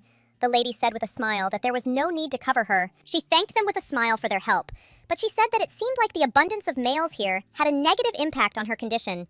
And sometimes it happened that she would return to her true form like this. Vivi, in turn, was very confused, because she had never heard anything like this before. But at that very moment, she was taken aback, as the lady grabbed her by the hair and tenderly declared that she was a beauty. She asked Vivi with a smile if she was the same rabbit she saw last time at the Lord's. She remarked that it was surprising, because she could not imagine that a grown girl could be a little rabbit. She said with a smile that she liked her scared face. She asked if she could see how Vivi was bursting into tears. Vivi was taken aback because she realized that the predator had completely gone crazy. The lady said with a smile that it was the first time she had seen a representative of the herbivores so close. Vivi was very puzzled, as she understood that the predator was approaching her very close. At the same time, she knew that it was dangerous now. She needed to come to her senses. She looked closely at the young lady and asked if she had a wound on her neck. She stated that although the girl had red markings, she still did not look like an adult rabbit, but like a little bunny. Vivi was taken aback and wondered if she really had any red marks. She remembered her family looking at her menacingly and asking why she hadn't turned into a human. They mocked her because she could not take human form. At the same time, they said that she was no different from an animal. After some time, the young lady stood near the mirror and looked at her marks. The maid called her mistress excitedly and wanted to know if she was okay. Vivi stated that she was fine and would be out soon. She remembered how the fox had told her about the red marks, and after some time, she became convinced of her words. Vivi knew the marks weren't particularly visible, but they were there. She wondered if this was a sign that the day was approaching when she would finally turn into a human, and she thought that she would be immensely happy when that day came. But now she wondered why she was so confused. Moments later, she looked at her maid with a smile and announced that it was time for them to leave. The lady looked at them in surprise and asked if they had really abandoned her in such a state. Vivi looked at her in bewilderment, and at that very moment, the lady asked what if she fainted again. The young lady was shocked. She did not understand why predators were so cunning. She was confused because she understood that it was very difficult to deal with such pheromones. At that very moment, she fell under the charm of the cunning fox. Still, the young lady bowed low and wished her a speedy recovery. She looked at Vivi with a smile and said that she did not want to let her go so quickly. After all, she was much more interesting than the entire family of Black Panthers, and she smelled very appetizing. Vivi was frightened by her words, and at that very moment, she hid behind the back of her maid. She was puzzled and did not know what the cunning fox was saying. At the same time, she wondered if 5 men were not enough for her, and she was now targeting her. Vivi knew very well that the young lady was showing interest in Ahin. At that very moment, she couldn't stand it and shouted that he was hers. The young lady looked at her with a smile and said that it was a very interesting and sweet reaction. She asked with a smile if the girl had just spoken about the young man, Mr. Achin, and she said with a smile that it was very kind of her. Vivi was shocked and screamed that this was not true at all. But a moment later, the young lady was taken aback as she heard some kind of rumble behind the door, and at the same time, she heard a loud growl. At that very moment, the maid came to the door as she heard her comrade growling menacingly. She wanted to check everything. At that very moment, she opened the door and froze for a moment as she saw the terrible lion rushing into their room. Vivi froze in shock, but the fox simply looked at the lion in bewilderment. He looked at them menacingly. Vivi, in turn, was shocked by his enormous size, and in turn, she could not move. She was very scared, so she ran to the door with lightning speed. Yuan, standing in one of the rooms, looked in surprise at the young lady who was rushing down the corridor. A moment later, he looked in surprise at Ash and Mamie, who were chasing the young lady. But at that very moment, he was taken aback, because he saw a formidable lion who was rushing after them. A moment later, he looked after them with a smile and was happy for the rabbit lady because she was faster than everyone else. Meanwhile, the young lady ran away with tears in her eyes and begged someone to save her. At the same time, the young man was celebrating his birthday, standing in the banquet hall, and at the same time he was closely examining the beautiful figurine on his birthday cake. He understood that his companion was becoming more and more confident every day. At the same time, he understood that day and night, the distance between them continued to decrease, and he did not know what to do about it. Erwin looked at his master in surprise and asked if he didn't like the cake, as he saw that his master was puzzled by something. Ahin, in turn, stated that the young lady was not like herself because she was not so meek, and her look should have been more daring. At that very moment, Madame declared that the figure looked small, and it was not really visible. At that very moment, the gentleman confirmed Madame's words. Erwin was puzzled because no one liked the figurine. Ezrin looked at them with bewilderment and wondered if some disease had struck their family. He understood that they were all out of their minds. At that very moment, he sighed heavily and asked where his grandson had gone, since he had not seen him for a long time. The young man consoled him and began to make excuses. He stated that it seemed that the young gentleman had simply moved to a quiet place in order to rest. Meanwhile, Madame stared at the figurine, as it did not fully convey the cuteness of the rabbit, and the gentleman thought so too. Erwin was puzzled and did not know how to resolve this situation. He realized that he needed to quickly come up with an excuse. A moment later, the young man approached Erwin and told him something important. He quietly stated that where that hour ago, Mrs. Rabbit accidentally discovered the fox in an unconscious state, after which she was transferred to the infirmary. However, it seems that in the process of all this, Mrs. Eiley liked Mrs. Rabbit. Erwin realized that this was his chance to distract everyone from the figurine, which no one liked.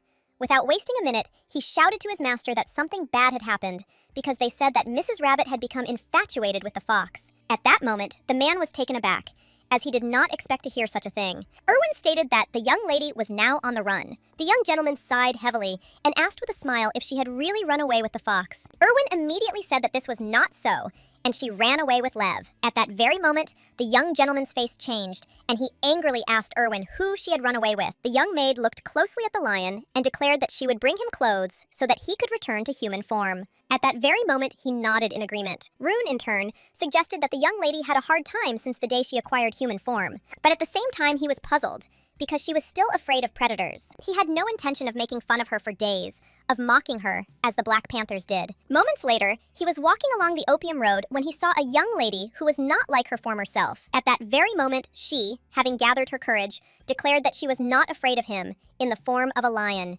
He was taken aback and looked at her in surprise. After a moment, she finally asked why he was following her. He looked at the young lady with a smile, as he did it just like that. At that moment, he sighed heavily, and wondered why he couldn't meet her face to face without any obstacles. He understood that even when she first took on human form, even when she first put on a dress, even when she danced her enchanting dance with him, he was next to her. But at the same time, the young man was puzzled. He did not understand why, even in this case, he did not have a single chance. The young lady looked at him in surprise and asked if he was in any pain, so he transformed. He understood that if he said that something hurt, he would get a little more attention from her. But at the same moment, he sighed heavily because he understood that he did not know how to lie, and she would immediately see through him. He was born the second child, and his elder sister was the head of the family, and he did not have the right to want anything or get what he wanted most. At that moment, she knocked on the window and asked if he was in pain or not. A moment later, he saw that the Black Panther had brought him things.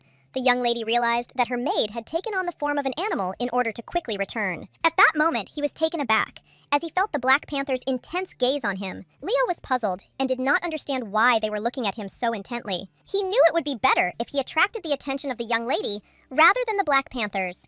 At that very moment, she asked if there was something wrong with his paw. He remembered his sister saying that he had to gain her approval and favor, but he also had to dance his mating dance for her. He sighed heavily, as he realized that he simply had no choice.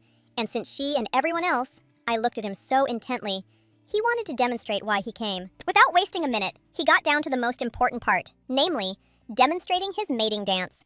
At that very moment, everyone was taken aback, as he dazzled them with his mating dance. The knights looked at the werewolf in surprise, as they understood that he was simply stupid and doing stupid things. The man looked at his old friend in surprise, because he was so angry that he even broke his cane. But at the same moment, he asked what had happened as he had heard about the escape of the lion and the rabbit. He smiled and said that such a thing simply couldn't be true, and that she hadn't run away with his grandson.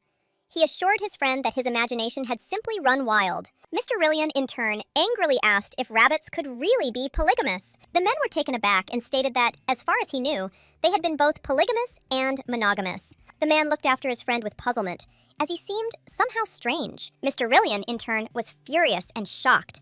He shouted that the young lady was just a flighty girl,